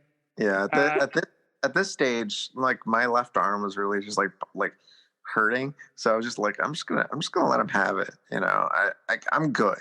I've destroyed my fair share of items today. I was just done with the tools. I was like, fuck this. I'm gonna start throwing shit against the wall and like splitting it in half. I mean, the guy said gravity is like your best weapon. So at one point, me and Sean got all synchronized in our hits. We were like going at it like a railroad spike, just one swing after the other on the monitor. It was like that scene. It was like that scene from Shaun of the Dead where they're hitting the zombie with the pool sticks, but they're all like synchronized. Yeah, basically. Zed was living his like falling down self. Like Sean, you went ahead and that was a whole other side of you I don't think anyone has ever experienced. What was it like as you were cooling down from having literally destroyed everything in the room, including the table? Which luckily we didn't have to pay for, because if we broke the table, typically they would have been like, you got to pay for it. I'm glad we didn't break the table. Hey, I looked back. Actually, if you destroy the table, it's okay because I have plenty of those things. No, you're right. There were plenty of existing craters in the table. Yeah, the table was already pretty heavily damaged before we got there. That was just probably the most fun I've ever had, because I'm always like, you know what? When the printer decides, oh, you can't connect to printer, it's like, you know what? Connect to this, bitch. Yeah. Instead of like, okay, let's be civil about this. Let's unplug it, plug it back in, maybe uninstall the drivers. No, fuck that. That thing is getting a crowbar to its fucking scanner. It was a lot of fun. We had a great time. So basically, if you're in Vegas, visit the rec room and break some shit. Now, Good. for legal reasons, we can't discuss the rest because we all had to sign paperwork regarding what happened the rest of the day. Let's just put it this way. None of you are going to find out. So let's get fast forward to Sunday. Sunday morning. Darkman. Yeah. Oh, yeah. So we could talk about what happened after that 6-hour period. But we go back to the hotel room. Yeah, so we go back to the hotel room around night and we're like, you know what we should do, guys? We should watch a movie. So for past Degenerate Panel listeners, you remember the Degenerate Theater episode where we go ahead and we talk about dumb movies from the 90s. Well, one of them is one of my favorite Liam Neeson movies of all time, Darkman, directed and written by Sam Raimi, but the guys hadn't had a chance to see it. So we try logging into Hulu, Netflix, everything. The only way to watch it now is on Amazon. So everyone comes to our room. Sean and I are on one mattress. Derek and Zed are on the other. And I don't really remember what happened next, but I remember watching the credits of Darkman, and then it was tomorrow. Literally, you spent all this time trying to set it up on the television, and the movie finally starts playing, and we're all excited. And so it's like the first 5 minutes of Darkman goes by, and then literally after the first 5 minutes, I turn and look at you guys. All three of you guys are dead asleep, and I'm like the only one awake. So I watched the entire movie with you guys asleep. It felt so bad. I woke up at intervals. Like I saw the elephant scene. Take the fucking elephant, please. The elephant from my girlfriend. Yeah, for my girlfriends. And I watched Darkman freak out on the carny and like push him through a wall. And I saw like the ending where he's like, I must go. Even though I can cure myself. I am a freak. Yeah, Darkman is basically just a RoboCop ripoff. Because it's like the same premise, only Darkman is just like my skin melty. My skin melts in the sun. It's basically corporation. We must kill Darkman.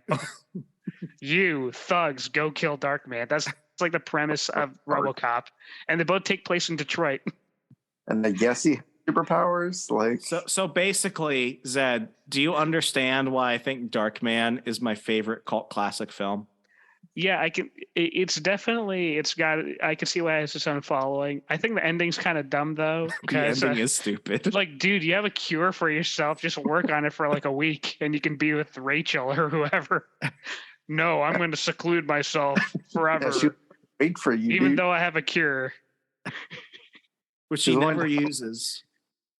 She might have been into the whole melty face. I don't know. We all know what her thing is. But so anyway, yeah. Any loose ends from day 2 that we can talk about? We had delicious Korean barbecue. I think Korean barbecue for dinner. It was good. Yeah. Other than that, I think that's pretty much it for day 2. Now on to day 3. Day 3, I was like, day 1 and 2 were incredibly adrenaline filled. That they were. But we gotta start, cascading down the trip because day 3 is our last day there. So last time we got the opportunity to go to the spa at the Trump. This time we were like, you know what? Let's step it up a notch. Let's go to the Quay Spa over at Caesars. Now, I thought the Trump Spa was already going to be the best. The one at Caesars makes the Trump Spa look like a back alley massage parlor. Yeah. It is the Trump Spa on crack. Let's go, Derek, and then Sean. Before you say that, what request did we put in to go in there? What? So like a month prior, when we were going through and booking our massages, they have a section where they're like, do you want to tell us anything else? Do you have any additional requests? So, being the ballers we are, especially since we were bringing Wish.com Andrew Tate with us, we were like, you know what? We only drink sparkling water. Well, I just realized something, guys. Okay, the sparkling water never showed up, but now I think I realize why that guy was so on our ass about getting his drinks. Okay, you know what? Disappoint us. Explain this. So, unlike the Trump Spa, we had like a freaking manservant at Caesars. Yeah. So we had a slave at Caesars. It's the real Roman experience. Explain this. So we get there. And we get there not as early as they recommend, but early enough. We get there. Time. Don't be so anal about it. We got there on time. We did. So we get there on time. We get our lockers. Like they have us put in our robes and stuff. And we have this guy come by, and he's telling us, hey, if you guys want anything, do you guys want anything to drink? Do you want anything to drink? This guy was really excited to wait on his hand and foot. He had greeted us at the beginning. His name was like Sammy. He's like a Filipino migrant. And this guy is just like showing us everything. He's super excited. Then he wants to start bringing us snacks and stuff. Yeah. And so I asked him, okay, so he says, I can bring you some drink you want. I'm like, oh, what do you have? And he says water, juice, like orange juice, grape juice, some apple juice, like some. Eric took advantage of the juice. Let's just say he drank fucking like 10 juice cans. It was so good. And because he kept handing them to Derek and us. It's like he probably Derek put him in his jacket. He's taking him out of Caesars. He probably gave us like 20 drinks. So just to make this clear, okay, 10 of which went to Derek. So just to make this clear, like this guy, he says, okay, I'll get you some, he gives me the juice list, and I say, okay, you get some orange juice. He's like, oh, okay. And he comes back with not one, but 2 juices. And I'm like, oh, I didn't need 2, but I'll take it. Thank you. And but then that becomes the standard, because when the guy brings him like 1 can, Derek then just looks at him and he's like, but you brought me 2 cans earlier. No, so he never brought me just 1 can. He always brought me 2. Because the standard was set. You bring Derek 2 cans because any less is an insult. It was something like it got to the point and where he kept finding me. I was like, he kept finding us, giving us like drinks. And what's funny is after the end of like our massage and our sauna thing, right, while we're all getting changed back, like he comes back again to give us more drinks. And there's a guy in the locker room with us like, wait, you guys get drinks? Like he never asked me anything. So I have a feeling they knew they fucked up when they forgot the sparkling water. So just so we wouldn't complain, they're just on our ass with drinks. Well, I also have another theory that because we said we only drink sparkling water, it goes of the Andrew Tate meme that we only drink rich man's water, because free water from the tap is from the government.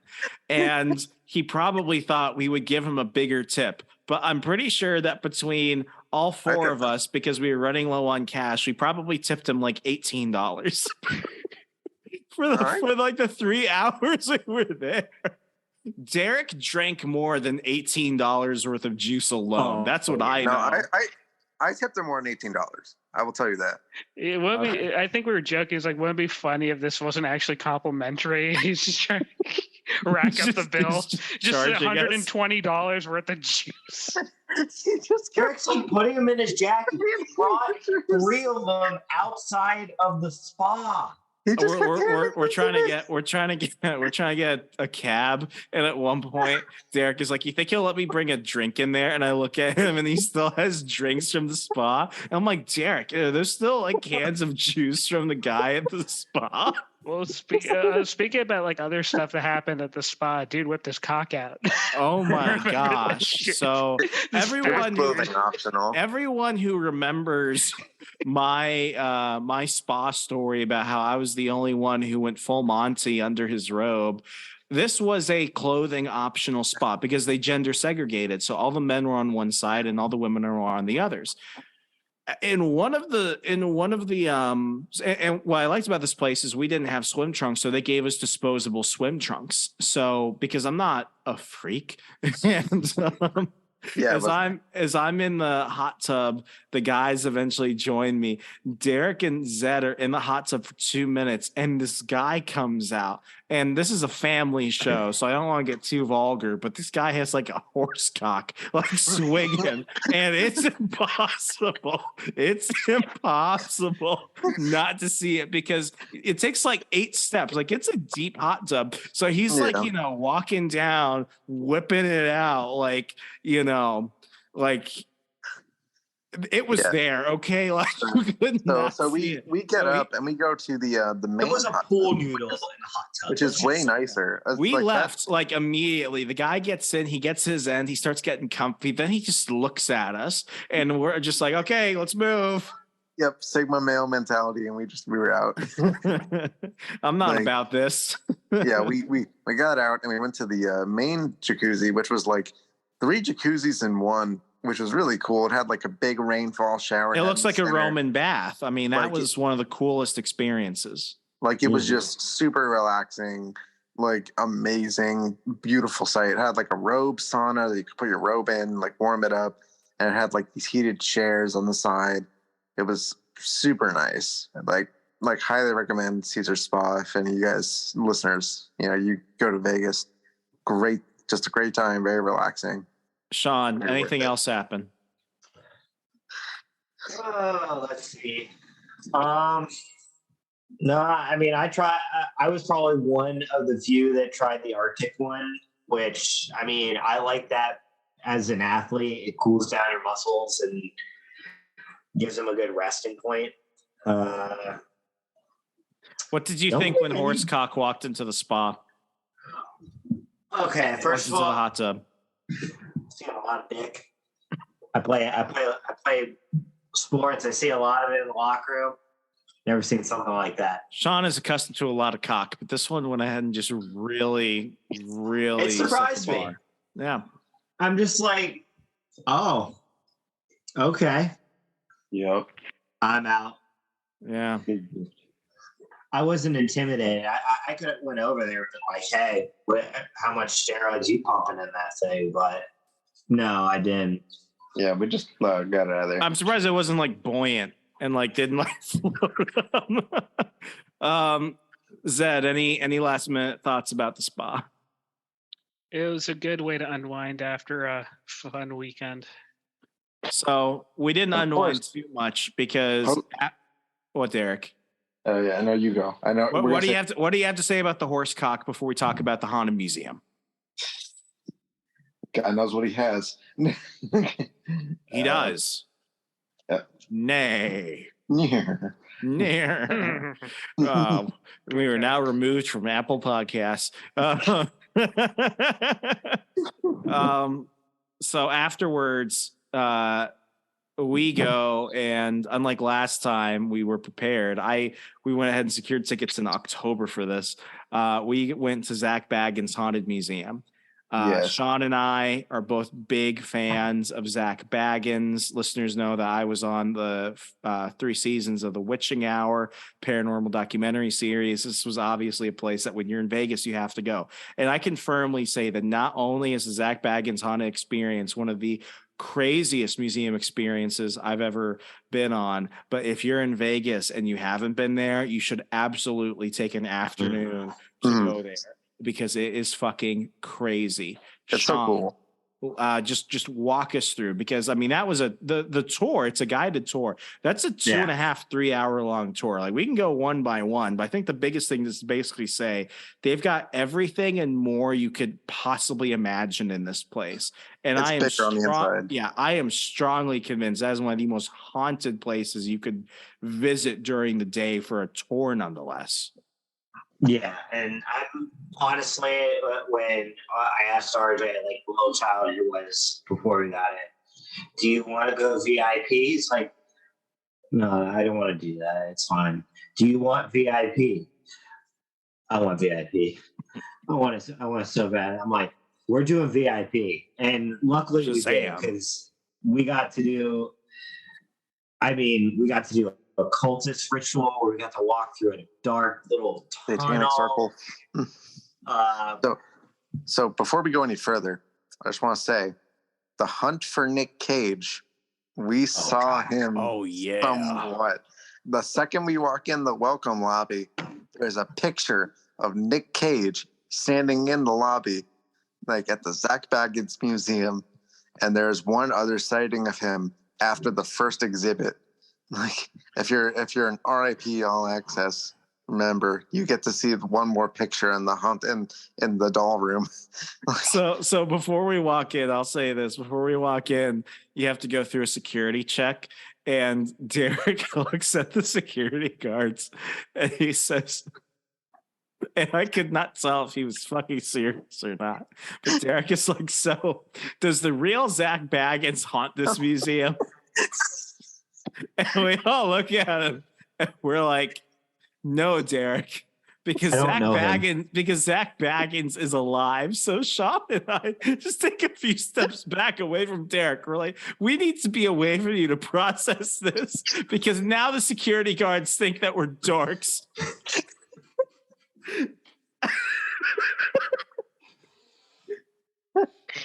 I just wanted to make a funny joke. Oh, so it was a joke. Was it before or after I asked, wait, does the real Zach Baggins live here?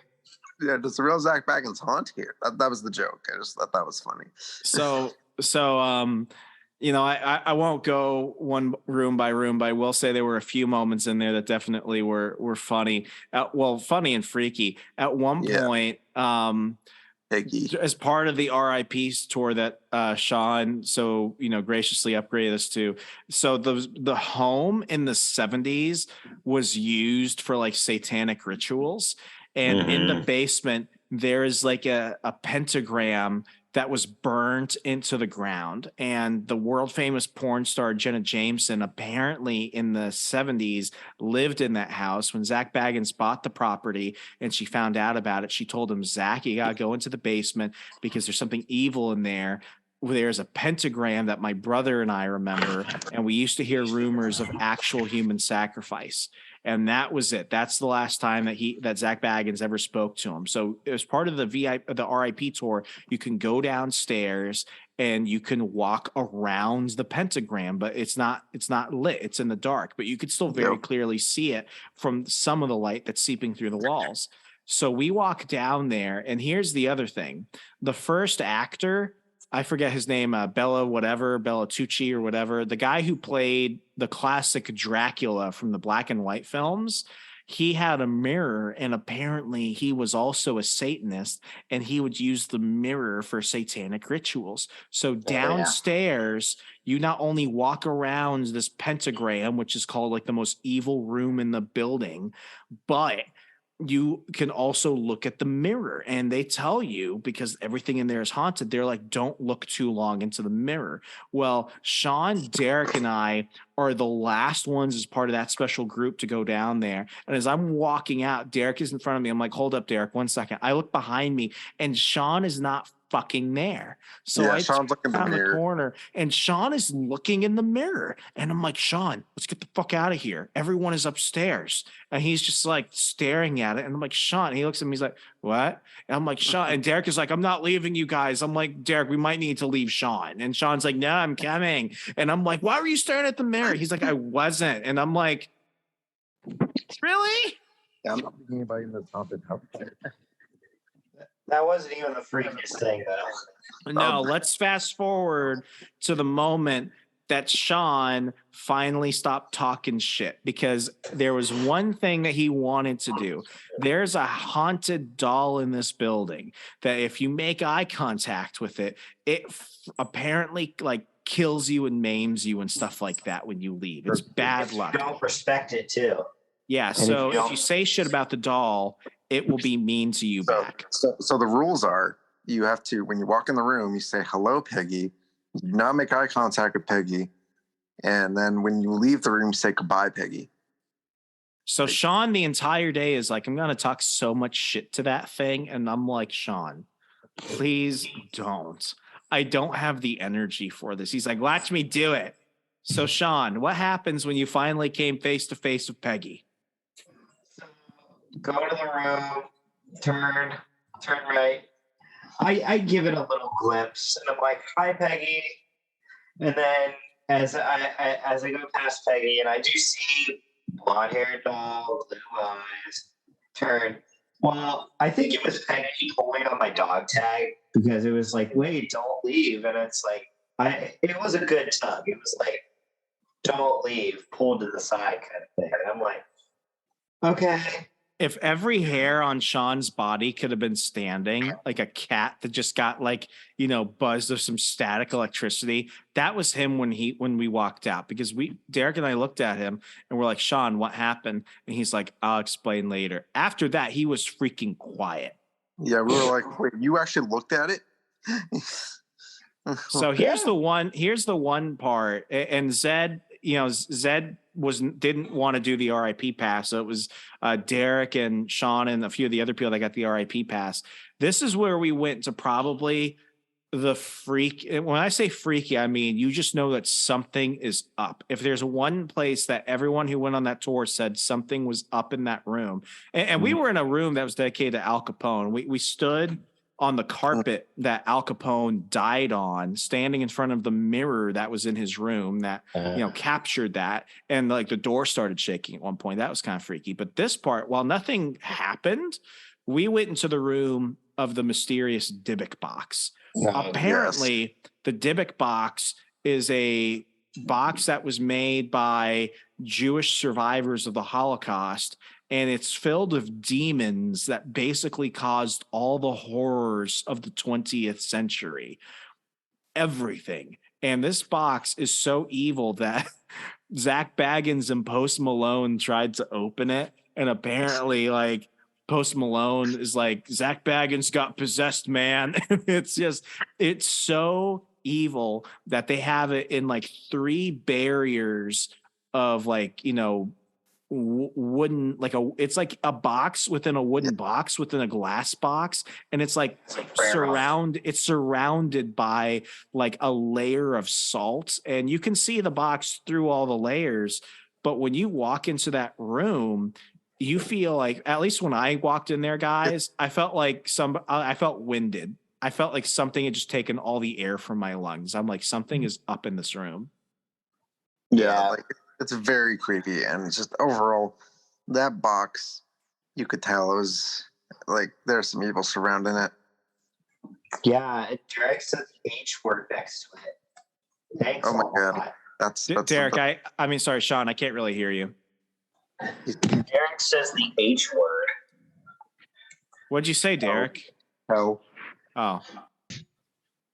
I say horsecock, and you're like, no, you gotta stop at the H word. You used to have the H word. I'm just saying, you don't say that shit next to that shit. Sean, this was 1 second, Derek. Sean, this was actually the one thing other than Peggy the doll that you really wanted to see in there. Why were you so interested in seeing the Dybbuk box, and what was it like when you finally got to see it? So my dad's mom's like kind of talked about that. I mean, she was a very religious woman, and like the divot box was one thing that her church would always talk about. And I'm like, okay, I would love to see this damn thing. And when I saw it, I'm like, oh my God. Yeah, it's a real box. The only thing I can equate it to is like the Necronomicon from The Evil Dead. Like you just know nothing good is coming out of that thing. Oh yeah, I was scared of that thing. Like I didn't want to look at it much, but I did want to like look at it. And the whole time I'm just holding my dog tag, asking for protection. And I'm like, I didn't want to, I'm thinking just pure neutral thoughts, looking at this thing like, do not do anything to me, but this is an honor to see you kind of thing. And yeah, respect the box because it's evil. What's in the box? I didn't even have those thoughts because I'm like, if I have those thoughts, that thing's gonna like, the doors are gonna close on me, and it's gonna be like, okay, time to swallow you into the box. So one thing I will say, one thing that was like two things were genuinely unsettling for me, just during the whole tour. The first was the first RIP like experience thing, which was the tunnel that they made you crawl through. That was supposed to simulate what it's like essentially being in a coffin, and like because like you get in this thing and it's like pitch black, like you cannot see in front of you. You are just going by your feeling until you see the light at the end of the tunnel, which then brings you into a doll room. But like when I first started crawling, I realized it was a mistake because my left arm was still sore, and I was and I was like, well, because like I was like the way my arm was, I couldn't use my left arm to like lift myself up with it. So basically, I was crawling through this thing with my two legs and my right arm, and using my left arm to kind of guide myself along the walls, because I had no idea where I was going and no one was talking, and I was like, it's freaking dark. I don't know who's in front of me. I don't know who's behind me. It's like I can't see a damn thing. And then I get out, and like the first thing I see is picture of Nick Cage standing in the doll room after I get out. Oh my gosh. And then the second thing that was unsettling to me was the fun house room. The fun house walkway. This is the only part of the tour where it's just like meant to be stupid or fun, I guess. But it's a room full of clowns. And for anyone that knows me, knows that the one thing I hate more than a lot of things are freaking clowns. But it's basically you're going through a maze where there are clown figures around you. And I guess at one point, Zed is like the last person in line. We didn't know this until we got to the end, but there was a guy who was dressed as a clown following us the entire fucking time. And I turn around and I see this, and Zed has no clue, but Zed just walks past me and the clown walks like right up to my face. I'm just like, okay, we're done now.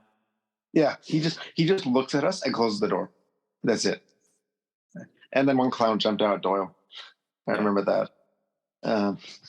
Those two things were like, just because I just don't like horror clowns, and being in a room full of them, there's just so many clowns.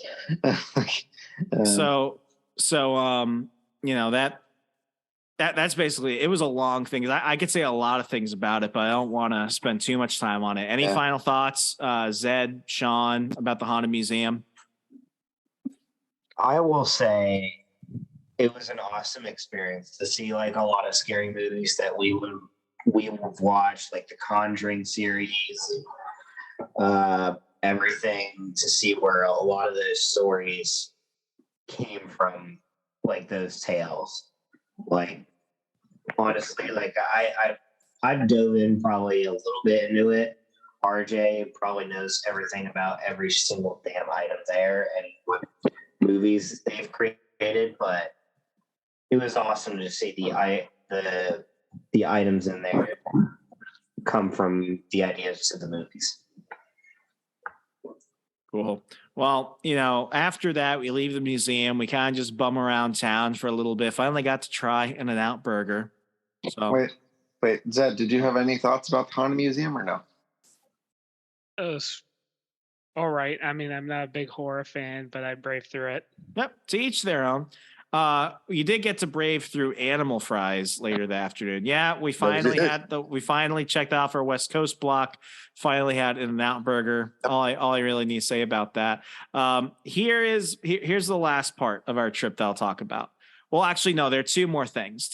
One is that you got to remember that when you're making reservations for places, you got to adjust time zones. So we have a tradition for these trips that you got to go ahead and you got to have a really good steak meal at the end of the trip. So I went ahead and I booked us reservations at the Delmonico Steakhouse, Chef Emeril Lagasse's restaurant at the Venetian.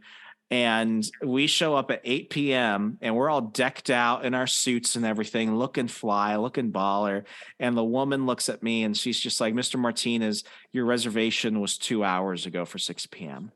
And then I realized that because I hadn't set the time conversions thing up between Wisconsin, when I was in Wisconsin booking the reservation, and Las Vegas, that was 2 hours ahead or whatever, that we were 2 hours late. But luckily, by fate alone, the universe was like, you know what? We're going to throw these guys a bone. The hostess looks at me. She's like, but you're lucky. We had one cancellation tonight and they have a table for 4. So we have the most amazing steaks I've ever had in my life. That was probably easily the best steak I've ever had in my life. The waiter comes by later, and of course we ask him, have you seen Nick Cage? And the guy is like, yes, he goes to my gym. And we're like, what? But then here's where it gets wild. He's like, yeah, we get a lot of celebrities here all the time. 50 Cent has come here. In fact, 50 Cent was supposed to be here tonight around this time, but he canceled on us last minute. So then as the waiter goes away, I look at the guys and I'm like, wait a second. Guys, we're at 50 Cent's table. Thoughts? Same thing happened with us at the Hell's Kitchen last year. We were at Nick Cage's table. Right next to it. Right there. Yeah, but we could have literally been eating near 50 Cent at the time because he canceled and because we were late. We happened to be at the exact same table that he would have been at. What a day. What a day. Yeah, I'm glad they let us in. I think there's one more thing. Oh, yeah. We saw David Letterman. This is the last story. So later, we go over to the Monte Cristo Cigar Bar. It's packed. We waited forever for a table. And as we're finally sitting down with our drinks and everything, out of nowhere, I see David fucking Letterman, beard and all, walk through the club. No one fucking notices him. And as he's walking out past us, I look at the guys and I'm like, guys, that was David fucking Letterman. So I pull up his photo from Wikipedia and I'm like, that's the freaking guy. Sean stands up and chases him. Sean, explain what happens because you just bolted. Oh, I was like, okay, I gotta prove this goddamn thing. So not like hauling ass and being like right behind it, like some creep or anything. I have a good amount of distance. He's running at him like the Liquid Terminator. It's like the video game chase distance rule, you know? It's like this, and don't forget the. And I follow him out front, and I'm like, at first I kind of lose him, and I'm like, oh wait, they're helping him to his car, and it was a green Rolls Royce, and I'm like, oh, it's definitely him because. RJ, do you remember what I told you what the license plate? The license plate was LTT Man. Wow. Letterman.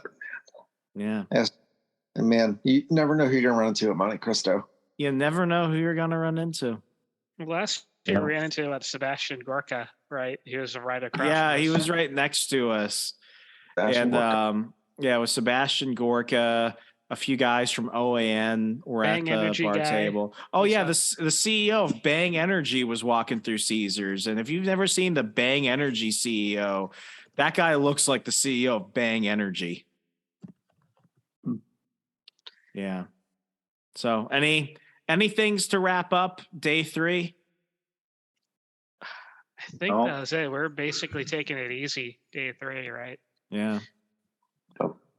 Well, guys, that was the trip, and it was hard to surpass the bar that Sean had set last year. But I mean, I think I think this was also another memorable Vegas excursion. Oh Yes. Yeah, Sean. 110%. Sean, did I meet your expectations? Oh, dude, 140%. I would even say 200. Amazing. Well, guys, as we wrap up, any final thoughts? I'd say the Degenerate Panel on the Run has had a good run. It has had a good All run. good things must come to an end, but there's a future for the show. So let's go ahead and just peel off the Band-Aid, because if you've been waiting for when we were going to talk about it, we're going to talk about it now. As you all know, and we'll be doing a final episode where I'll be explaining a little bit more of what's going on, what's been going on, what will happen. That will be on the final episode of the program that I talked about a few months ago over on my Instagram, which now you can find at Go Remzo. I have a post up there talking about it. On the Run will be ending at episode number 260. So the next episode, which is probably on your feed right now. After 3 years, the show is coming to an end. But luckily, the Degenerate Panel, while it might be ending here on the Run, the Degenerate Panel lives on over at my other show, Second Print Comics. That's right. For those of you who are also Second Print Comics listeners, Mark Claire and I returned a couple of weeks ago, and we are full on back with episodes weekly. So you will be able to not only hear the Degenerate Panel there, but you're going to be we're going to start doing video content that will be behind the Patreon paywall. So go to patreon.com/secondprintpod. We're going to start doing this in video starting in late February, early March, when we do the full transition over to Second Print Comics. So you'll be able to catch that there. And then after, a couple days or so, we're going to release those Patreon episodes public, but in audio only. So if you want to watch the Degenerate Panel early as part of the exclusive benefits of being a Patreon supporter at Second Print Comics over at patreon.com/secondprintpod, you can watch all the Degenerate Panel episodes that will be coming up in the future in video before they go public in audio. So the Degenerate Panel here on the Run, this is closing one chapter as we shift over to Second Print Comics, bringing you the same level of fucking awesomeness that you have been enjoying since 2020. So for those of you that are going to be dicks and be like, well, I don't want to go ahead and move over there, I guess we say goodbye to you now. But gentlemen, as we wrap up this phase of the Degenerate Panel journey, let's just go ahead and look at the last couple of years, favorite moments, thoughts, memories, things that have changed, things that have made us different, better people. Let's go ahead and just run down the panel. Sean. I'm just going to say it flat out. I'm straight. Okay. No one believes you. Good. This is good because you might have to re-explain that once we get over to Second Print Comics. Zed. How can you talk? How can you talk? Sean coming out as straight. No one believes him. No one believes him. His fiance doesn't believe him. It all started with our graduation episode and all the crazy shit we used to do in high school, and it turned into something beautiful, which is the Degenerate Panel, where we reacted to really shitty movies, just really off, weird content, and it just allowed us to be ourselves. And guys, if you go to the break room in Las Vegas in Chinatown and you look at the wall, you will see in Sharpie the Degenerate Panel and all of our autographs on the wall. So it's another reason to go to the break room in Vegas. Tell them the Degenerate Panel sent you. Derek? I think this show has been something real special for all of us here. I think, we've we started simply, like reacting to videos and stuff, and I think we've beautifully evolved into, being able to just carry on conversations based on our experiences and just things that we know and love and like sometimes so just go through together. And ultimately I think moving on to the next chapter of the Degenerate Panel, I hope we can grow and evolve even more, do more, be as degenerate as you expect, but keep it classy all the same. Yeah, it's gonna be all new, all different, but 100% the same Degenerate Panel, just over on a different podcast feed. So if you want to ever go back and listen to the times on the Run in which Sean faked his ex-girlfriend's death, to which Zed was, caught in the street by a flasher, to that time that we made Derek an online dating profile, have no fear. All the episodes are still going to be on this feed, and you can listen to them whenever you want, as well as all the other On the Run content. It's been amazing. By the end of it, 260 episodes. Never thought we'd be able to do this for 3 years. Thank you to everyone at the We Are Libertarians Network who supported me and my friends. Thank you to all of you who listened, who laughed, who cried, who came with us on this journey, especially here on the Degenerate Panel, when we were just trying to have fun and have some laughs during the pandemic, to take it on the world at the same time. We're truly globetrotters here, primarily going back to Vegas as many times as we have, but we always did everything with the mindset of how can we bring some great stories to you. So we'll be continuing the Degenerate Panel over at Second Print Comics. Go ahead and subscribe to Second Print Comics if you're not already, because I know many of you are, at Apple Podcasts, Stitcher, Google Play. That's Second Print Comics. And if you want more exclusive early content, video content from the Degenerate Panel going forward, you can go ahead and support the show for as little as $5 a month at patreon.com/secondprintpod. I'm Remzo Martinez, telling you to be safe, be good, and good night.